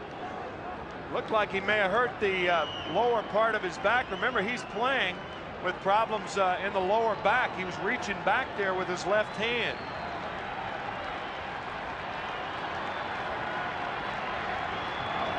Hollins is on deck as Kruk dribbles one down to first. McGriff steps on the bag. They have to tag the runner, and the throw's too late. Blauser tried to decoy Morandini, thinking that the ball went into left center field, but Morandini didn't go for it. So he's at second with one out. Yeah, you rarely are able to decoy a middle infielder, but Fred McGriff has only one play. You can't take the chance to throw to second for the force out because you do have the runner with which to go. But you can see Blauser turning around and taking a couple steps toward left field. No way Morandini's going to fall for that. Now Hollins, who bounced to second, ending the first. He walked to load the bases in the third, setting the stage for the 2-out bases loaded double down the right field line by Darren Dalton. That has provided Philadelphia with both of its runs. Good sinking movement on the pitch from Maddox. One strike on Hollins. Greg has only allowed 3 hits. He has walked 3. All 3 walks over the first 3 innings.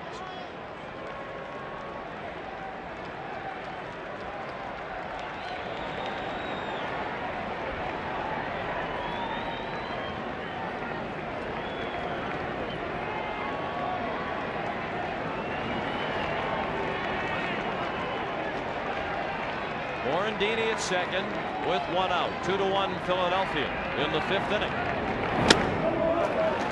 Up and in on Hollins. 1 ball and 1 strike. First pitch low and away. Second pitch up and in. You've often heard of football defenses and announcers saying, well, he's given the quarterback a different look. That's what Greg Maddox does. He gives the hitters different looks with all of his pitches.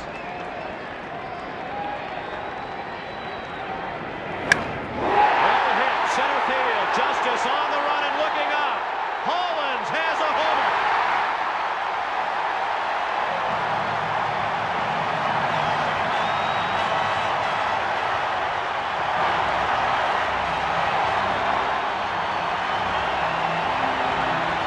A 2-run homer for Dave Hollins, his second 2-run shot off Maddox in this series, and the Phillies lead 4-1.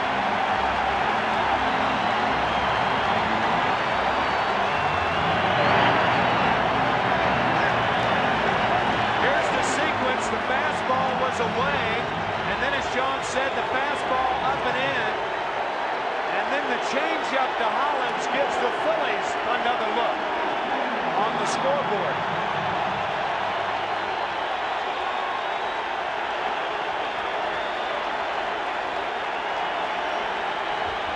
The crowd wants Hollins to come back out of the dugout. Darren Dalton looked at ball 1, and here's a look at the home run producing swing of Hollins. And there was little doubt once it left the bat. It got up into the stands well beyond the fence in right center. And the error by Lemke proves costly. Morandini reached on the air and scored ahead of Hollins on the home run.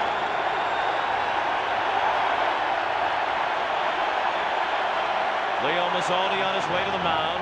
The left-handers Kenton Merker, the righty Steve Bedrosian.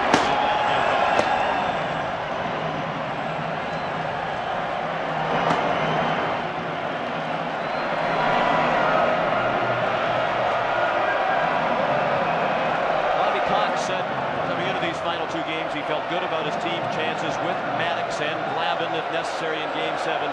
But the thing that had to concern Bobby coming into these 2 games was the way his team has played in the last 2, and it's carried over into tonight. Errors that they wouldn't ordinarily make. Right. Other miscues in the field that don't do these errors. The inability again tonight to get the big hit with runners in scoring position, which was not a problem for them after Fred McGriff arrived in mid-July.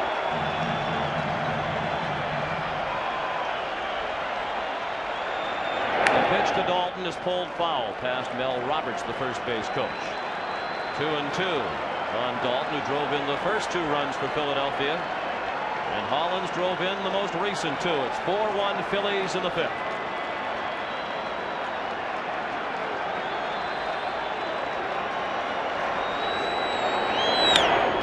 the middle. Great play by Maddox. Dalton hit a bullet, and you saw the quick reaction of Maddox, a big reason why he's won the Gold Glove among pitchers in the National League. And why he's led the National League pitchers in chances the last 5 years.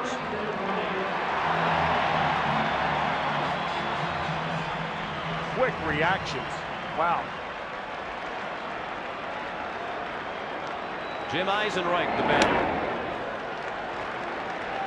He looked at a ball. Not only has Maddox led the pitchers in chances, he's led all major league pitchers in wins over the last 6 seasons, with 4 more than Roger Clemens. Eisenreich to short. Throws him out. Dave Hollins with a 2-run homer. It's 4-1 Philadelphia. Will return to Veterans Stadium after this message and a word from your local station. After 5 innings, the Philadelphia Phillies have a 4-1 lead. They got a 2-run double from Darren Dalton in the 3rd and a 2-run homer by Dave Hollins in the 5th.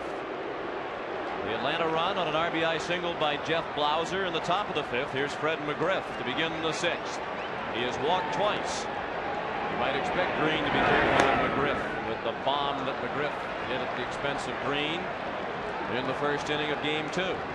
Tommy said if you're going to give up a home run, you might as well go ahead and really give up a home run. Don't give up any wall scrapers. Certainly the home run hit by McGriff was not a wall scraper. Oh, yes, it was. It scraped that wall about 436 feet away, but the wall was about 100 feet off the ground. And at least 438 feet from home plate. Right.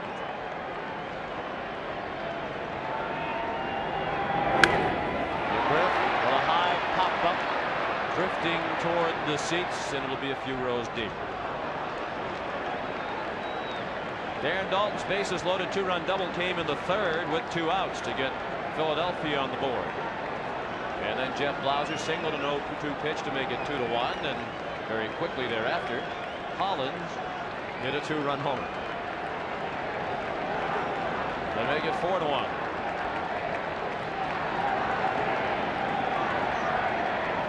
The 2-1 pitch to McGriff is low. Justice is on deck, and then Pendleton. The last pitch to McGriff at 90 miles per hour on the radar gun. Green has now thrown 84 pitches. And he has walked McGriff for the 3rd time. 3 of the 4 walks Green has issued. Make it 5 walks now, and 3 of the 5 have gone to Fred McGriff. You mentioned the 8 walks that Green gave up in his win against Atlanta during the regular season. Well, Green pitched a no-hitter 2 years ago against the Montreal Expos, May 23rd in '91, and he walked 7 in that game. Leo Mazzoni, his pitching coach throughout the minor leagues, saw him with 3 near misses in all 3 classifications, A, AA, and AAA. In the minors, Green took 2 no-hitters into the 9th and a perfect game into the 8th and lost them all. Pitchers allowed to blow on their hand on the mound tonight because the temperature is now in the 40s.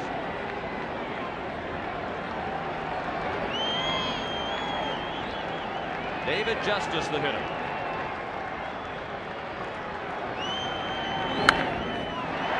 Pop up. Stalker. Run out.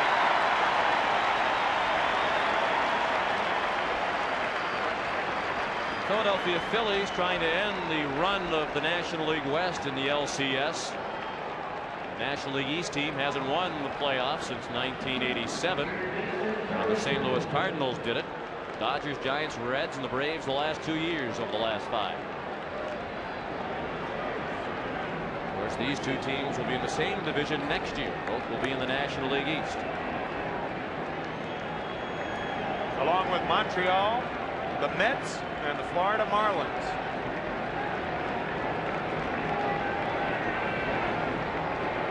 Pendleton pops one up. Hollins. 2-1.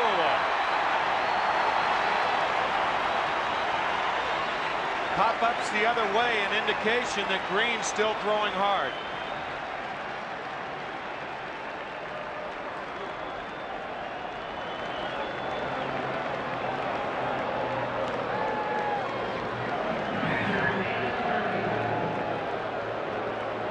Two outs in the top of the sixth.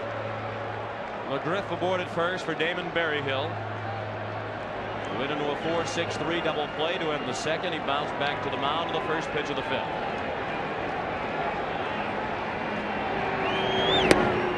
Phillies have 4 runs on 4 hits and 1 error. Braves 1 run, 3 hits and 3 errors.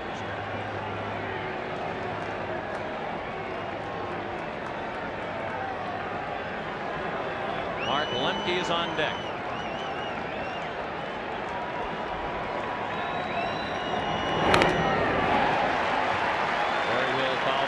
Pitch up. 1 ball and 1 strike.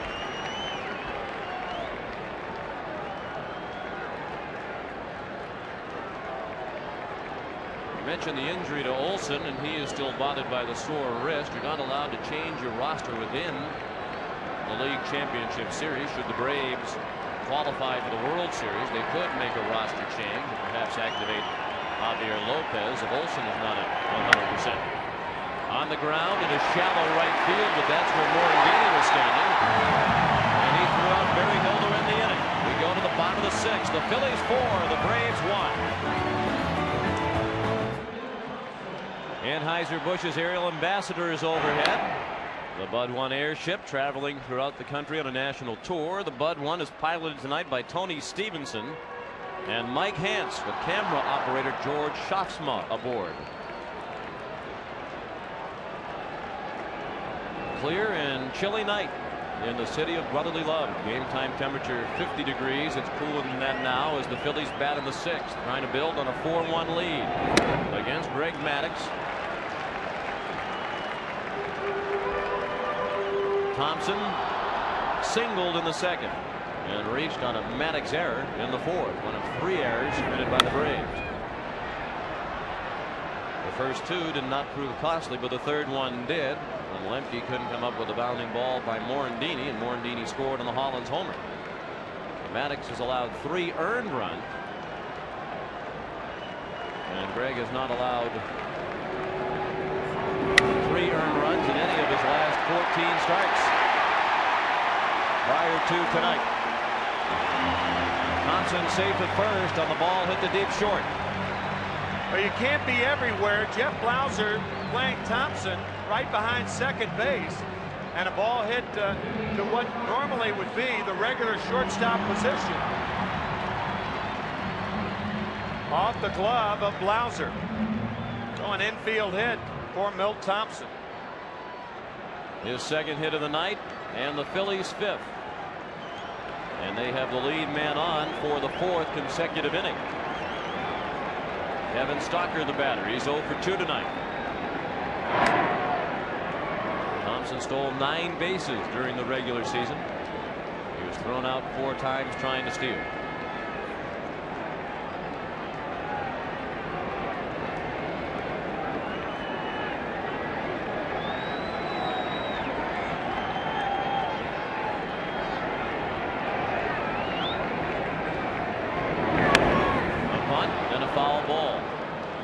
Sean, you mentioned earlier that Kevin Stocker, only 23 years old, but he only had 70 games of play with the Phillies, and that makes him the 2nd youngest rookie shortstop to play in that many games. The other shortstop, Joe Sewell, back in 1920, he was a rookie shortstop, and the way that he got to play in the World Series is a very interesting story. We mentioned it briefly in Game 1.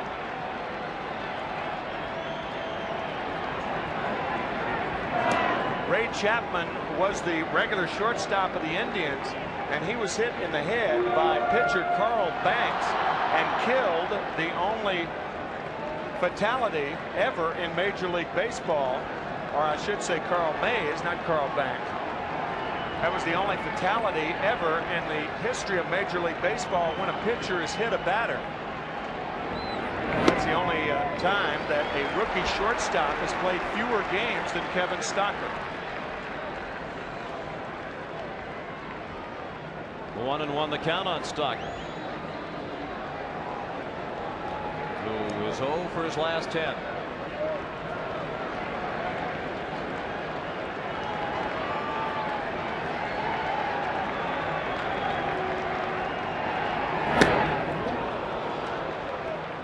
One and two the count.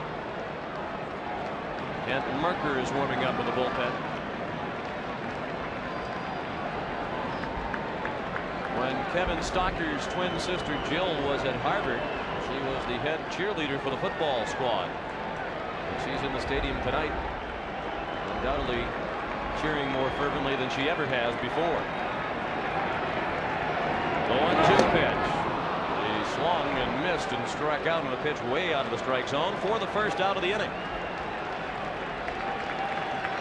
Looks like a changeup out of the strike zone, but you can see the intense concentration of Greg Maddux.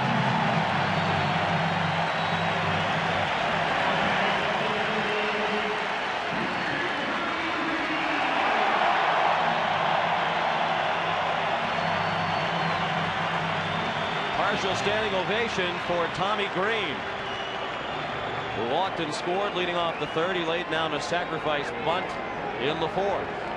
He's batting with Thompson at first and one out in the sixth. The Phillies lead 4-1. A win tonight and the Phillies go on to the World Series, which would begin Saturday in Toronto.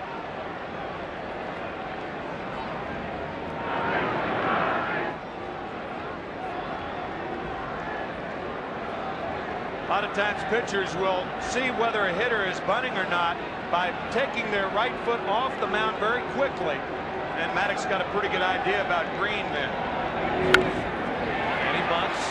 Maddux looked at second and goes to first to empty corner. Second sacrifice of the night for Green.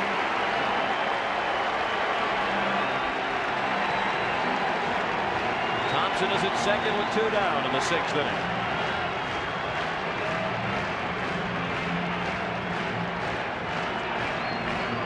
These two teams have combined to strike out 99 times now with the whiff by Stocker in this inning. And that ties the National League Championship Series record for strikeouts by the two teams combined. Bobby Cox out to the mound. He has Merker ready. He's just talking to Maddux right now about whether to walk Dykstra or not. No thought about taking Maddux out of the game. The pitcher spot second up in the 7th inning. I think he asked Maddux whether he wants to walk Dykstra or not.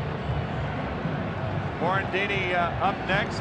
Morandini's hit a couple of balls hard tonight. Good pitch around him in this situation. Dykstra, no, they're going to walk him.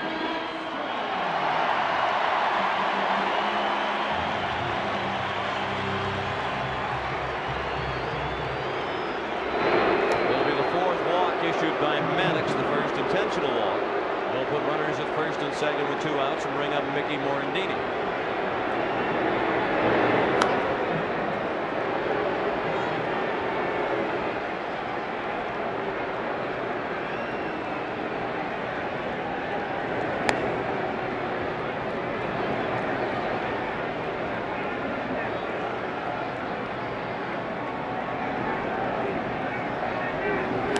Ball 4. So Thompson is in second. Dykstra trots down to first with 2 outs. In the 6th inning, 4-1 Philadelphia.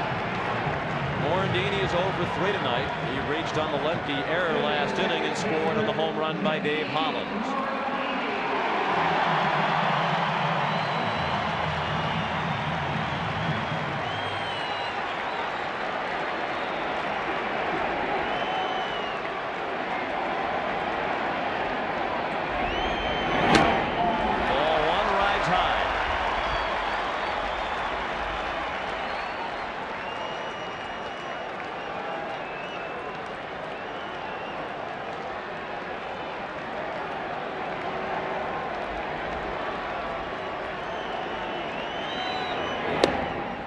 And a strike.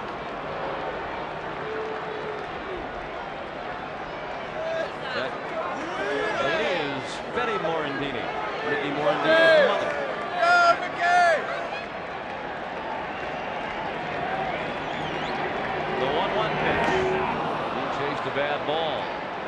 1-2.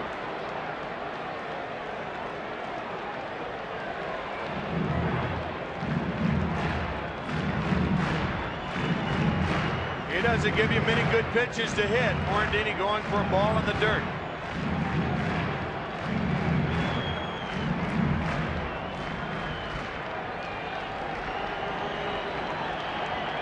One ball and 2 strikes. 2 outs and 2 men on in the 6th inning. The Phillies 4, the Braves 1. Check swing. They want an appeal, and they do. And Terry Tate says no swing. 2-2.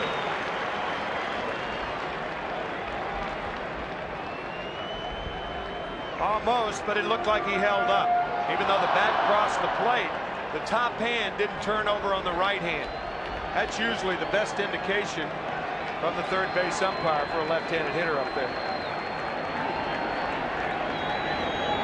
Down the right field line, that'll be a fair ball all the way to the corner. Thompson has scored. Dykstra's being waved around. He will score on a 2-run triple by Mickey Morandini.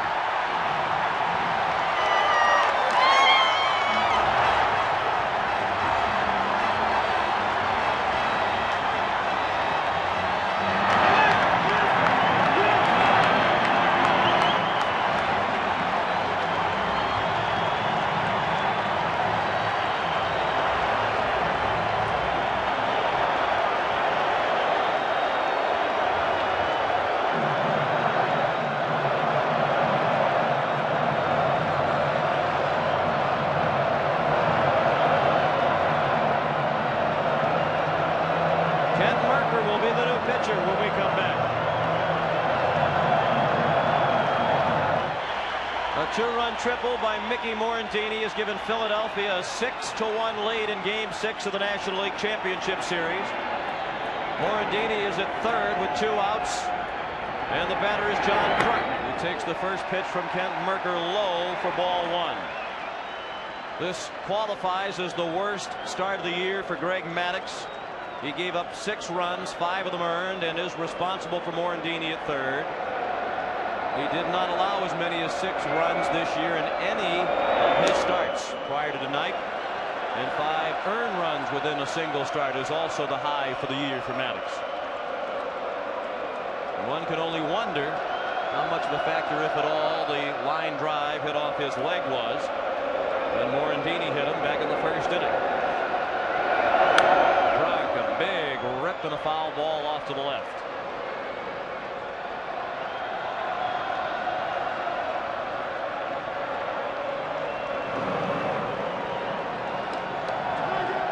Regardless of the outcome here tonight, the World Series begins on Saturday at Toronto. Blue Jays trying to defend their World Championship. First pitch 8:29 Eastern Time on Saturday night from Skydome. We're on the air at 8 Eastern Time.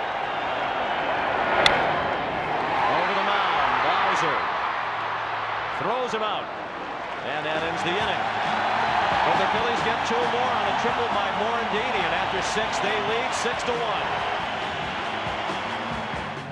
And welcome back to Veterans Stadium in Philadelphia. The Phillies, with a win tonight, would go to the World Series, and they're perhaps 9 outs away, leading by 5 runs as we head to the 7th. Sean McDonough along with Tim McCarver.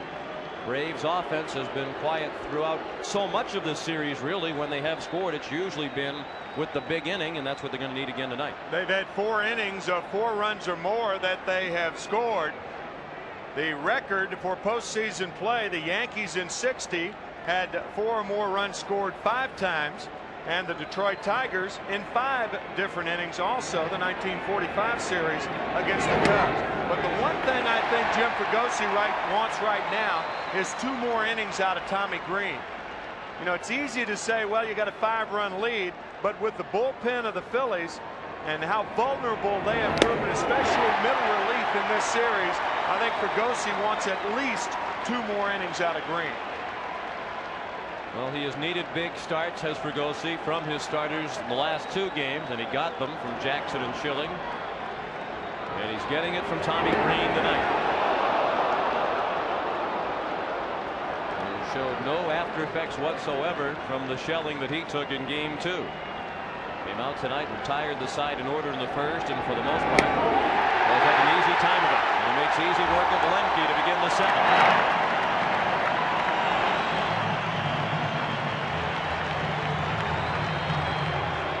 This is the best curveball that Green's thrown all night. It freezes Lemke. His fourth strikeout of the night and the 100th strikeout in this series, the most in history in any postseason series of any length.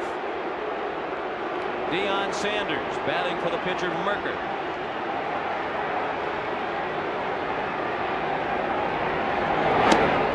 If this score stands, Deion Sanders might be an Atlanta Falcon tomorrow morning.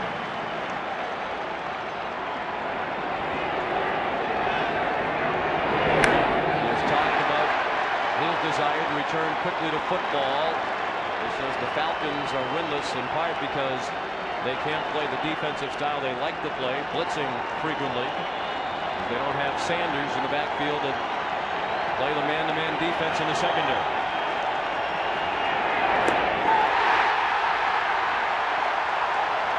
Two outs in the seventh. Back-to-back strikeouts in the inning for Tommy Green.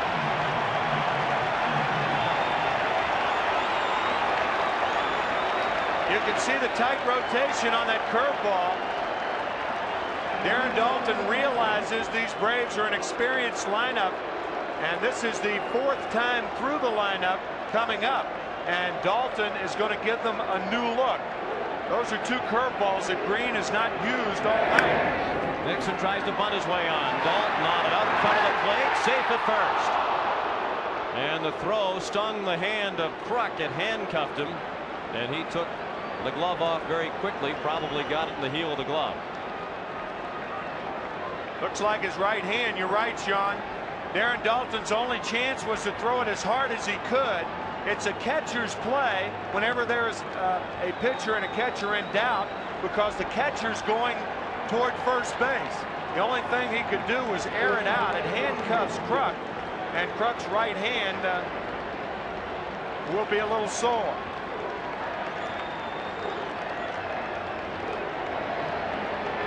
Braves have their fourth hit and a two-out base here in the seventh, and Jeff Blauser rips one down the left field line, and it is gone. A home run, a line shot down the line over the 330 mark for Jeff Blauser, and the two-out bunt single starts what will at least be a two-run inning for the Atlanta Braves, and they're right back in it. It's 6-3. One of the favorite baseball expressions is, let's have a bloop and a blast. Well, on two pitches, the Braves had a bloop and now the blast. A bloop, infield bunt base hit, and I mean, this ball is hammered to left. Only a question of whether it was going to be high enough. But this could be very disturbing to Jim Fregosi, and that's why he's out to talk. Or that's Johnny Padres, actually, the pitching coach of the Phillies. But now you're going to have to hurry to get the Phillies bullpen up. From a psychological standpoint, you see the left-hander David West, the right-hander Larry Anderson. But from a psychological standpoint, how quickly those two runs came shocked the Phillies momentarily. It's up to them to get back off the deck. The second home run of the series for Blauser, both at the expense of Tommy Green. Jeff had a solo home run off Tommy in Game 2. And even though the Phillies won Game 5, they have to have visions of the three-run Atlanta ninth that forced extra innings. Fresh in the home. Ron Gant pulled one foul. And the four-run innings, four or more run innings, they can sting you in a hurry, and certainly the Phillies know that. Gant's 0 for 3 tonight. Two outs. Base is now empty in the seventh. But a hush has fallen over the crowd, at least momentarily. Green walks to first to end the inning. The Braves get two on the Blauser home run. Seventh inning stretch, 6-3 Philadelphia. There's been so much talk in this series about the Phillies and their unkempt style, so they brought in Steven Gunzenhauser, the music director of the Delaware Symphony, to lend a little class and dignity to the proceedings. And what happens? They stole his baton as he was conducting the 7th inning stretch rendition of "Take Me Out to the Ball Game." So much for proving the point about the dignified nature of the assembled throng and the Phillies themselves. Steven Gunzenhauser, the music director of the Delaware Symphony, tie and tails, lost his baton. Glad that's all he lost. Greg McMichael, ordinarily the Braves closer, into the ball game in the bottom of the 7th, charged with keeping it the 3-run deficit. No sense in saving your closer for later on, but it may not matter. The Braves have to win this game or their season is over. McMichael has struggled in this series. In his first 3 pitches tonight, all balls to Dave Hollins.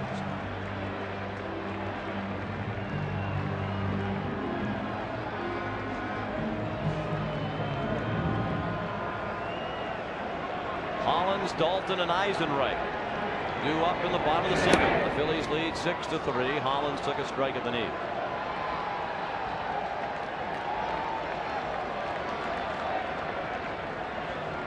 Jeff Blauser's home run has made it a 3-run game.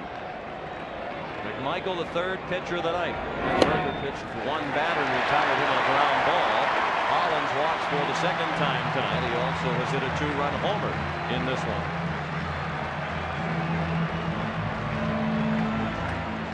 The Phillies have the first man on for the 5th straight inning. And here's Dalton with the first big hit of the ball game, a bases loaded 2-run double down the right field line that knocked in the first 2 runs of the game. That was in the 3rd. Dalton hit a bullet right back to the mound, and Maddox was able to catch the line drive in the 5th.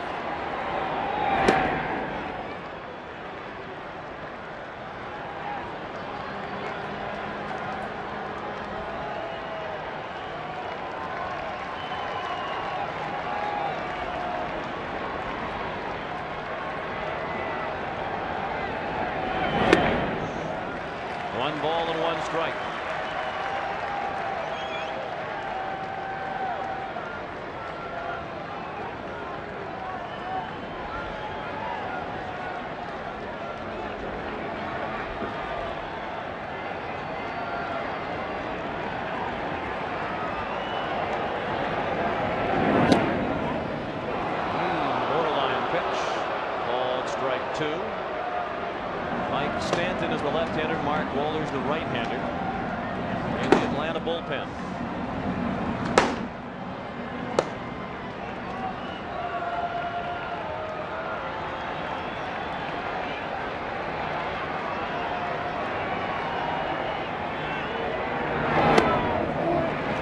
Two balls and 2 strikes.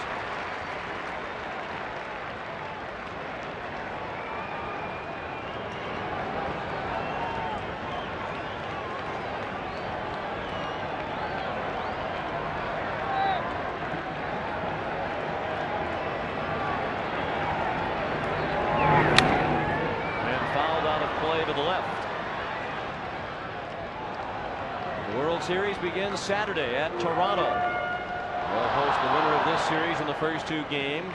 Then games 3 through 5 would be at the National League site. Games 6 and 7, if necessary, back at Skydome.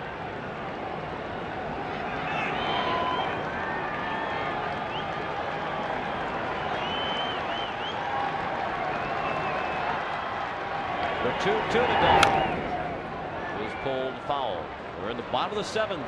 And the Phillies lead 6-3. Bobby Cox trying to lead the Braves back to the World Series for the 3rd straight year. They made it in 91 and 92 and failed to win. They're trying to get there again in 93.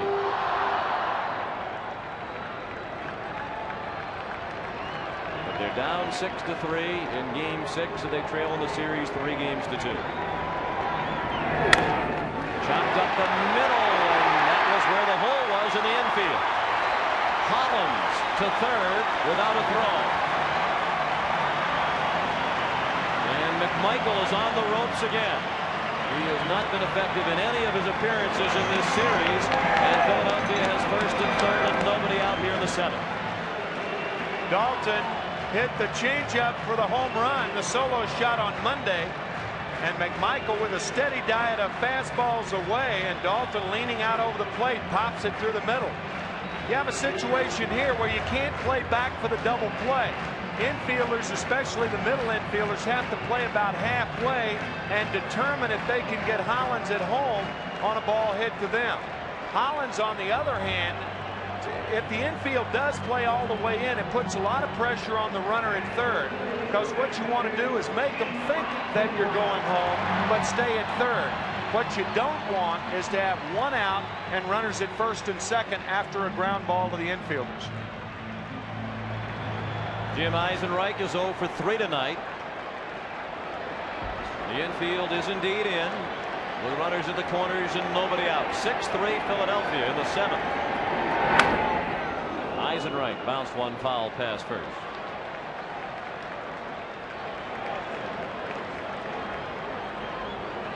With his 0 for 3 tonight, Eisenreich now just 2 for 14 in the series. Blauser into the mound to chat with the battery of McMichael and Barry Hill, and Terry Pendleton has joined them. There is nobody on the Phillies team that is better on the contact play from third base than Dave Hollins. He works on it all the time. John Vukovich, one of the Phillies coaches, told me he was the best he had ever seen at getting a jump off of third base on a ground ball to a closed-in infield. We'll check him out.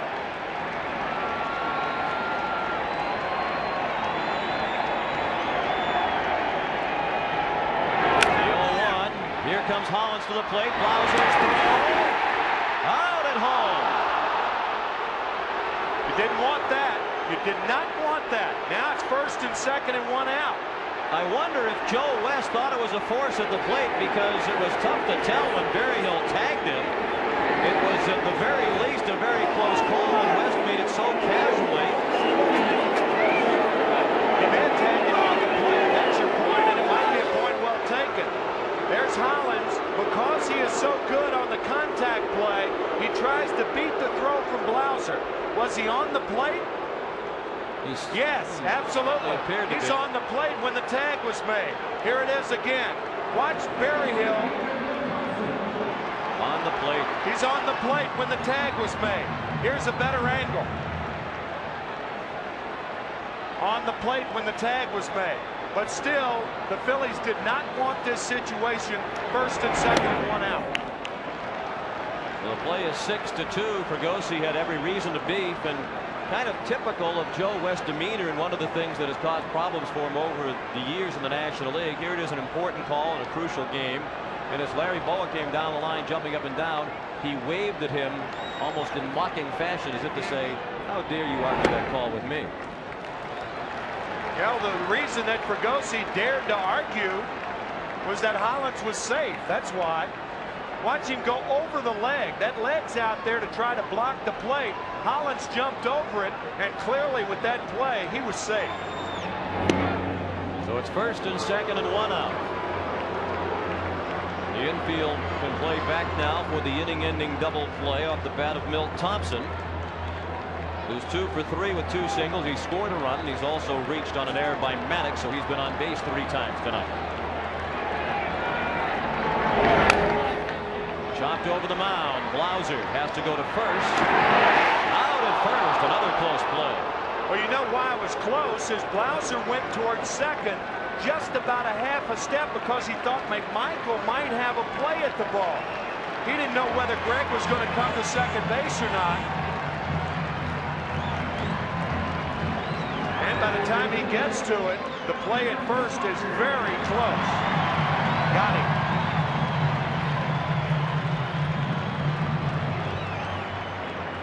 Crucial situation here for McMichael and the Braves, and Bobby Cox is on his way to the mound with 2 men in scoring position and 2 outs. 6-3 Phillies in the bottom of the 7th.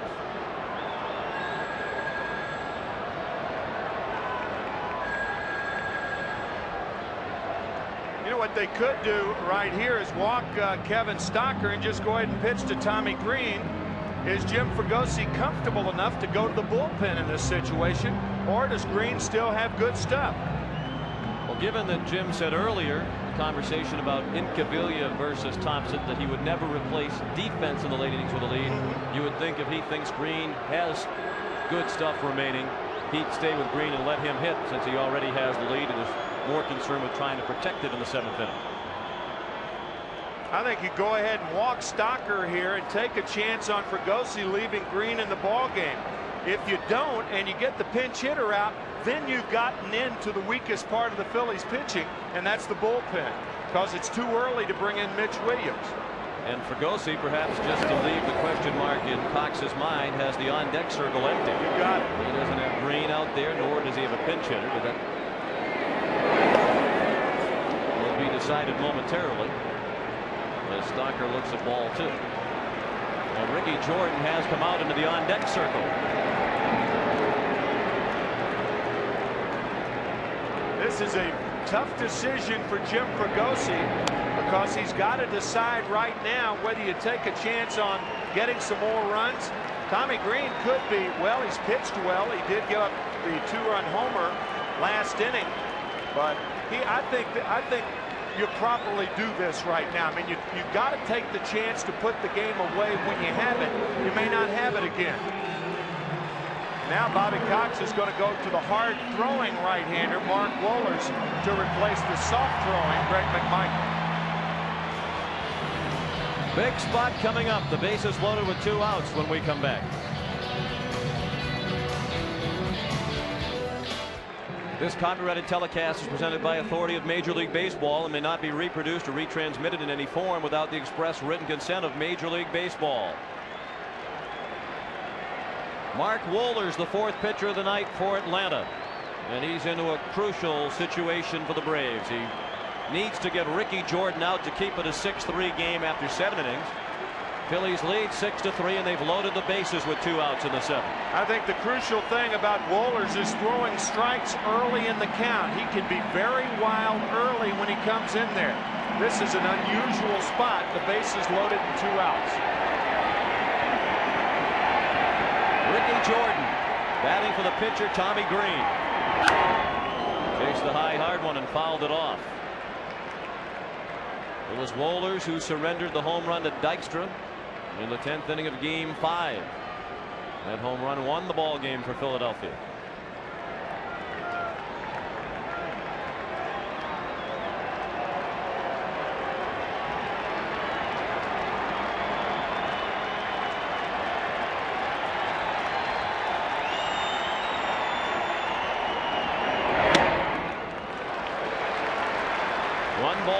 Strike on Jordan, who was a good pinch hitter, as the most frequently called upon bat off the bench by Jim Fregosi. 16 for 53 during the regular season as a pinch hitter. The 23-year-old Wohlers with the 1-1 fastball chopped over the mound. Blauser on the run, throw him out. Nice play by Blauser, and the Phillies leave the bases loaded. They've stranded 9. We go to the 8th. 6-3 Philadelphia. Tommy Green with 7 innings of work. He gave up 3 runs while striking out 5. The Phillies are 6 outs away from their 5th World Series appearance. They appeared in the World Series in 1915, 1950, 1980, and most recently 1983. And David West is in relief of Tommy Green. And Jim Fregosi wants to get an inning out of David West so he can go to Mitch the Wild Thing Williams in the 9th inning. But remember, Atlanta, the last time these 2 teams met, Atlanta scored 3 in the bottom of the 9th to tie it.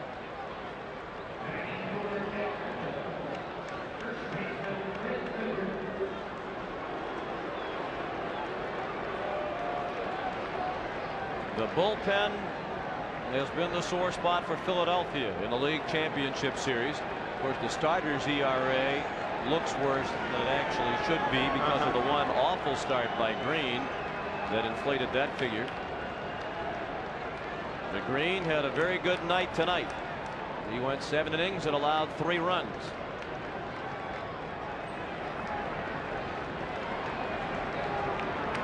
Meat of the order, middle third, McGriff, Justice, and Pendleton to greet David West. West right down the middle of his first pitch, a fastball to McGriff, who walked all 3 times he came to bat against Tommy Green tonight.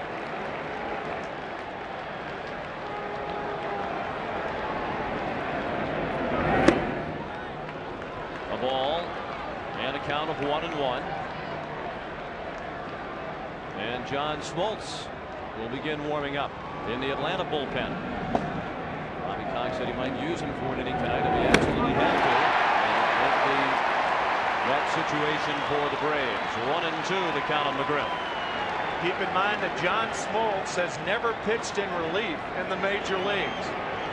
Last time he pitched in relief was 1986.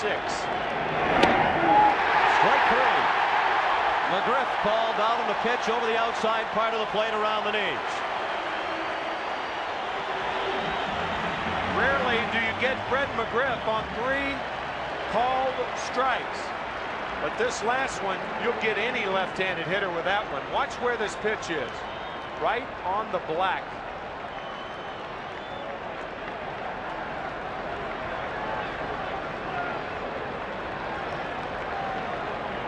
Now Justice. Foul ball for strike 1. David is 0 for 3 tonight and just 3 for 20 in the series.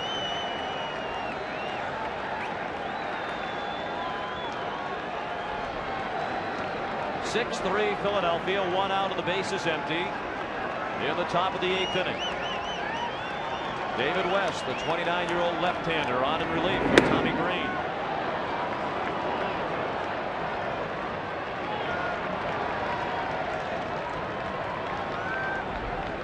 Twice this year have the Braves won games in which they trailed by 5 runs. Nice play by West. It was a sharp one, Hawker, and he threw out Justice.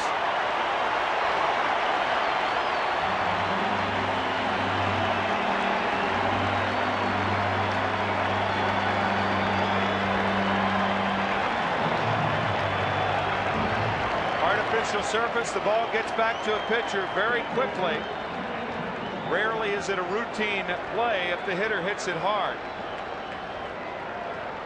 Those 2 games, by the way, in which the Braves overcame a 5-run deficit to win. May 8th, they came from 6 runs down to beat Colorado. And on July 20th, which was Fred McGriff's first game, they came from 5 down to beat St. Louis. That was the night the ball game was delayed by the fire at Atlanta Fulton County Stadium. Terry Pendleton looked at ball 1 high. He's 1 for 3 tonight. He singled his first time up. And Chris Williams is warming up.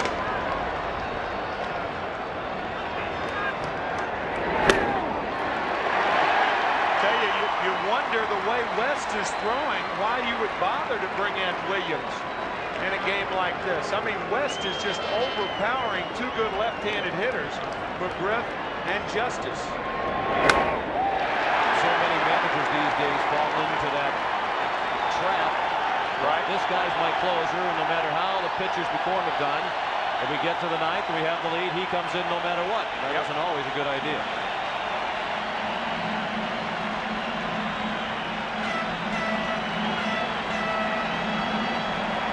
Fans on their feet hoping that West will strike out Pendleton to put the finishing touches on a 1-2-3 inning.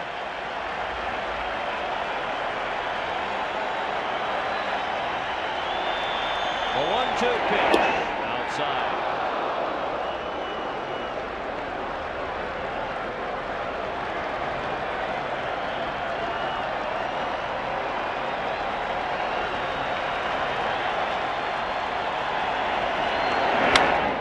Drive foul into the stands and right.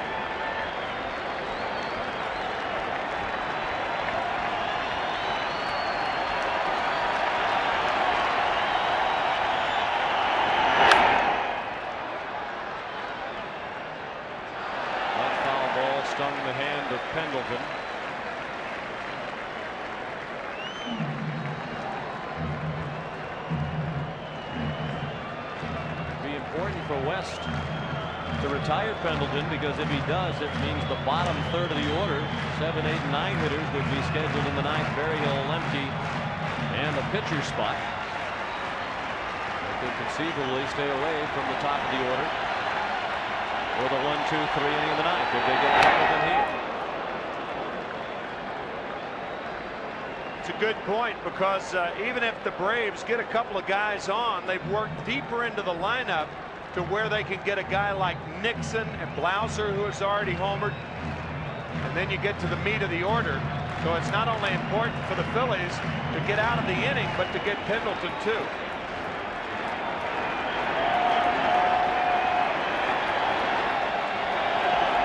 Pendleton has fouled off a couple of 2-2 pitches, and the breaking ball here to slip out of the hand of West. So now it's a full count with 2 outs. And the base is empty in the 8th. The Phillies lead 6-3. West, a reliever for the first time in his career this year. For the most part, he had been a starter entering 1993. Jim Fregosi says this is into new territory with David West. They don't know how he'll respond to this many appearances. Money on that fastball, and Pendleton popped it foul straight back and out of play.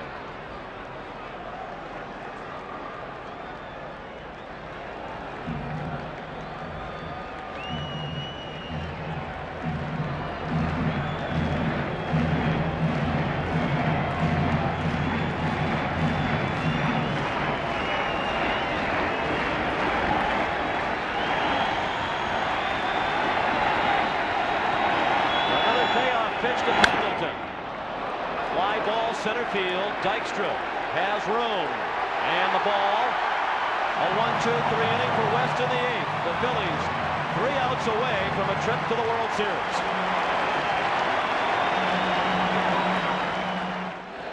The Bud 1 airship, which holds 235,000 cubic feet of helium, will use its eye-in-the-sky camera for aerial shots during the World Series as well.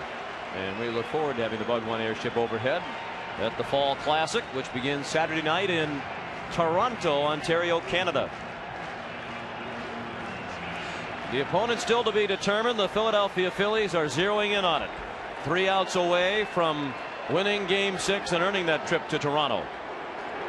And they'll look for some insurance runs as they bat in the bottom of the 8th with the top of the order. Lenny Dykstra against Mark Wohlers. And the first pitch peeled straight back. As we noted last inning, the last time Dykstra faced Wohlers was in the 10th inning of Game 5 in Atlanta, and he hit the game-winning home run off Mark. Tonight, Lenny is 1 for 3 with a single. He was also intentionally walked in the 6th, the move that did not pay off for Bobby Cox when Morandini followed with the triple into the right field corner that scored 2, including Dykstra. Morandini is on deck, and then Kruk. The police made their presence known during the break between innings. They came across the field on the horses. They'll try to prevent the fans from running on the field in the event that the Phillies do win the game tonight.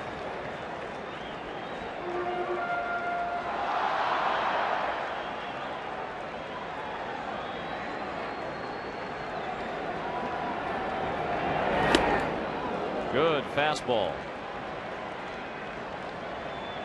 That registered 94 on our gun.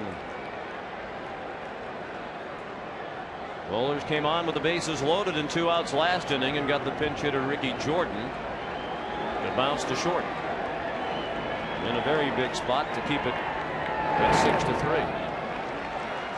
6-3. We sat on the plane ride back from Atlanta rather, to Philadelphia with Ricky Jordan's brother Flip, who was a drummer for the music star Bobby Brown, and had Ricky Jordan delivered a hit, they might have been banging the drum slowly for Atlanta.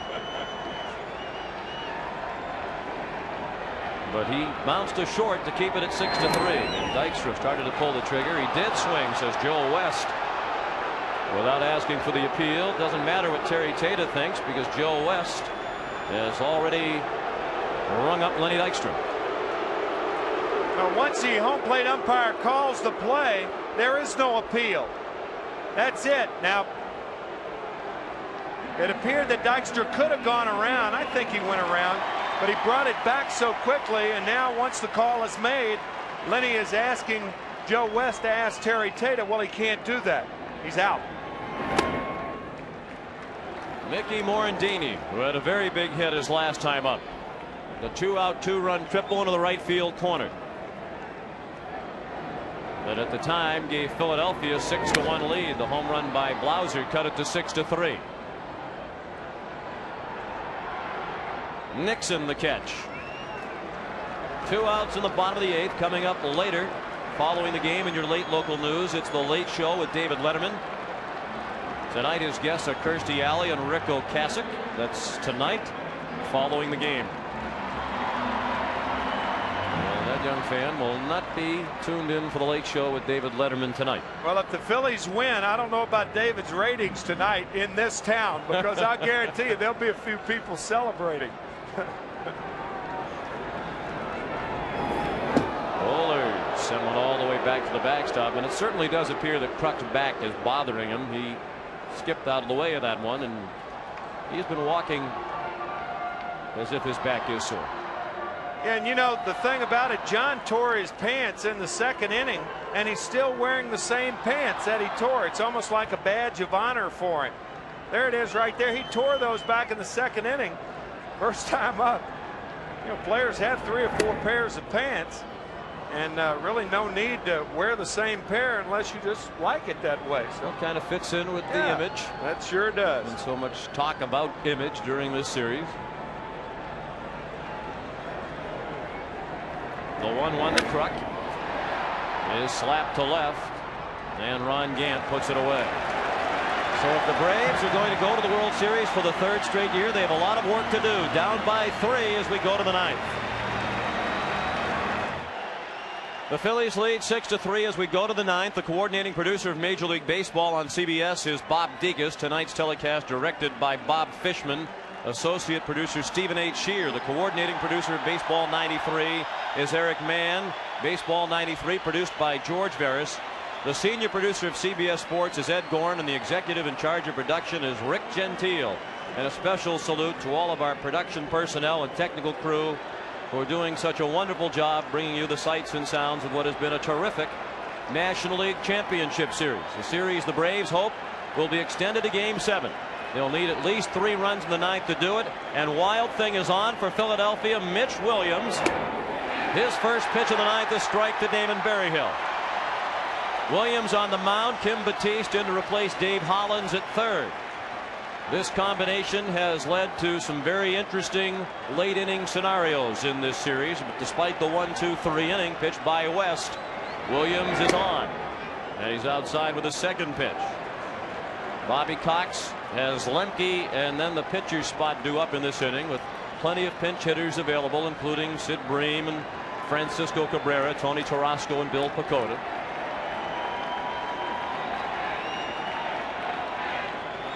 Williams with 2 wins and a save in this series, despite the fact that the Braves have hit .353 against him.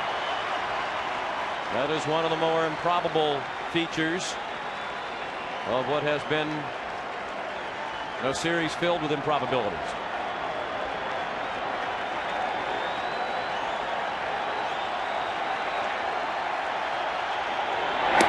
He struck him out.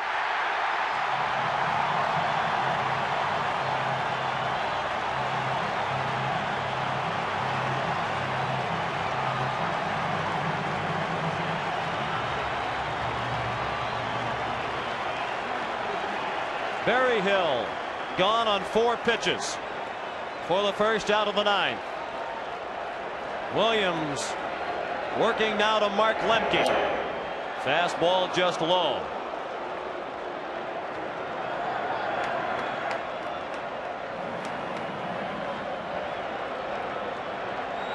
Lemke's 1 for 2 tonight. He singled back in the 3rd. He has also drawn a walk. Tough to tell where that pitch missed, but Joe West said it did. 2-0.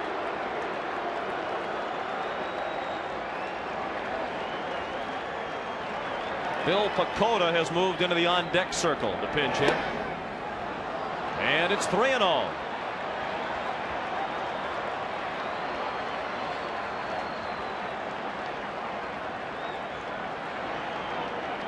David West in the dugout after 1-1-2-3 inning. Tommy Green pitched the first 7. Now Williams in with a strike over the outer third. 6-3 Philadelphia. And in the dugout, the Phils are ready to run onto the field in celebration. 3 balls and 2 strikes on Lemke.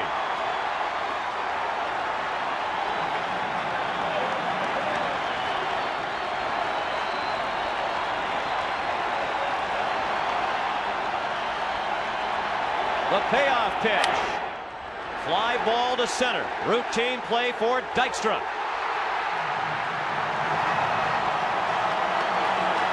Only 2 teams in this century have won as many as 104 games in a season without reaching the World Series. The 1909 Cubs and the 1942 Dodgers. And the Braves are 1 out away from becoming the 3rd team on that list.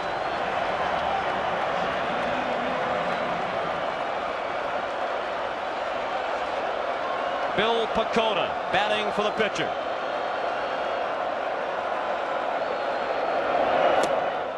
Ball 1 low. 2 outs, top of the 9th. 6-3 Philadelphia.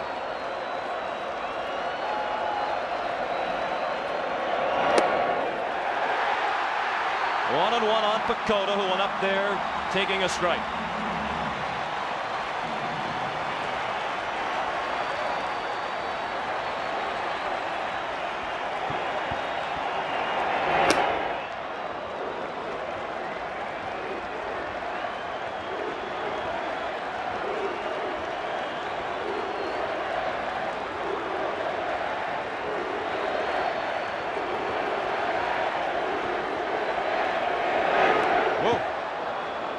At the feet of Pecota, he had to skip out of the way. And Williams is behind in the count, 3-1. And the top of the order, Otis Nixon waits on deck.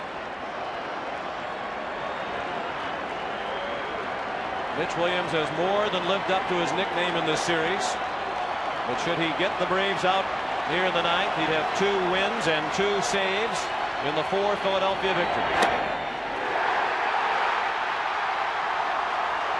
And it's only fitting that this series should come down to a 3-2 pitch with 2 outs in the 9th.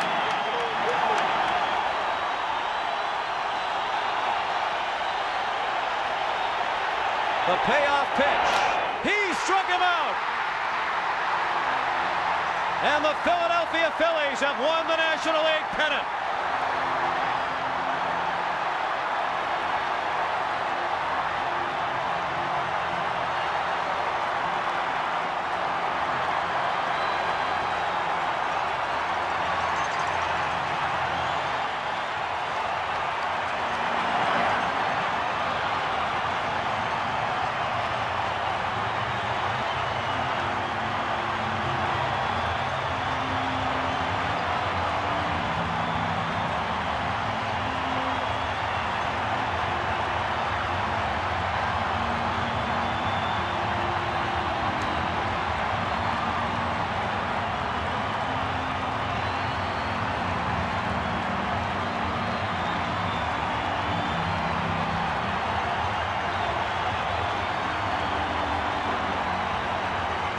In a series filled with improbabilities, this was the most unlikely ending of all, a 1-2-3 inning for Mitch Williams in the 9th.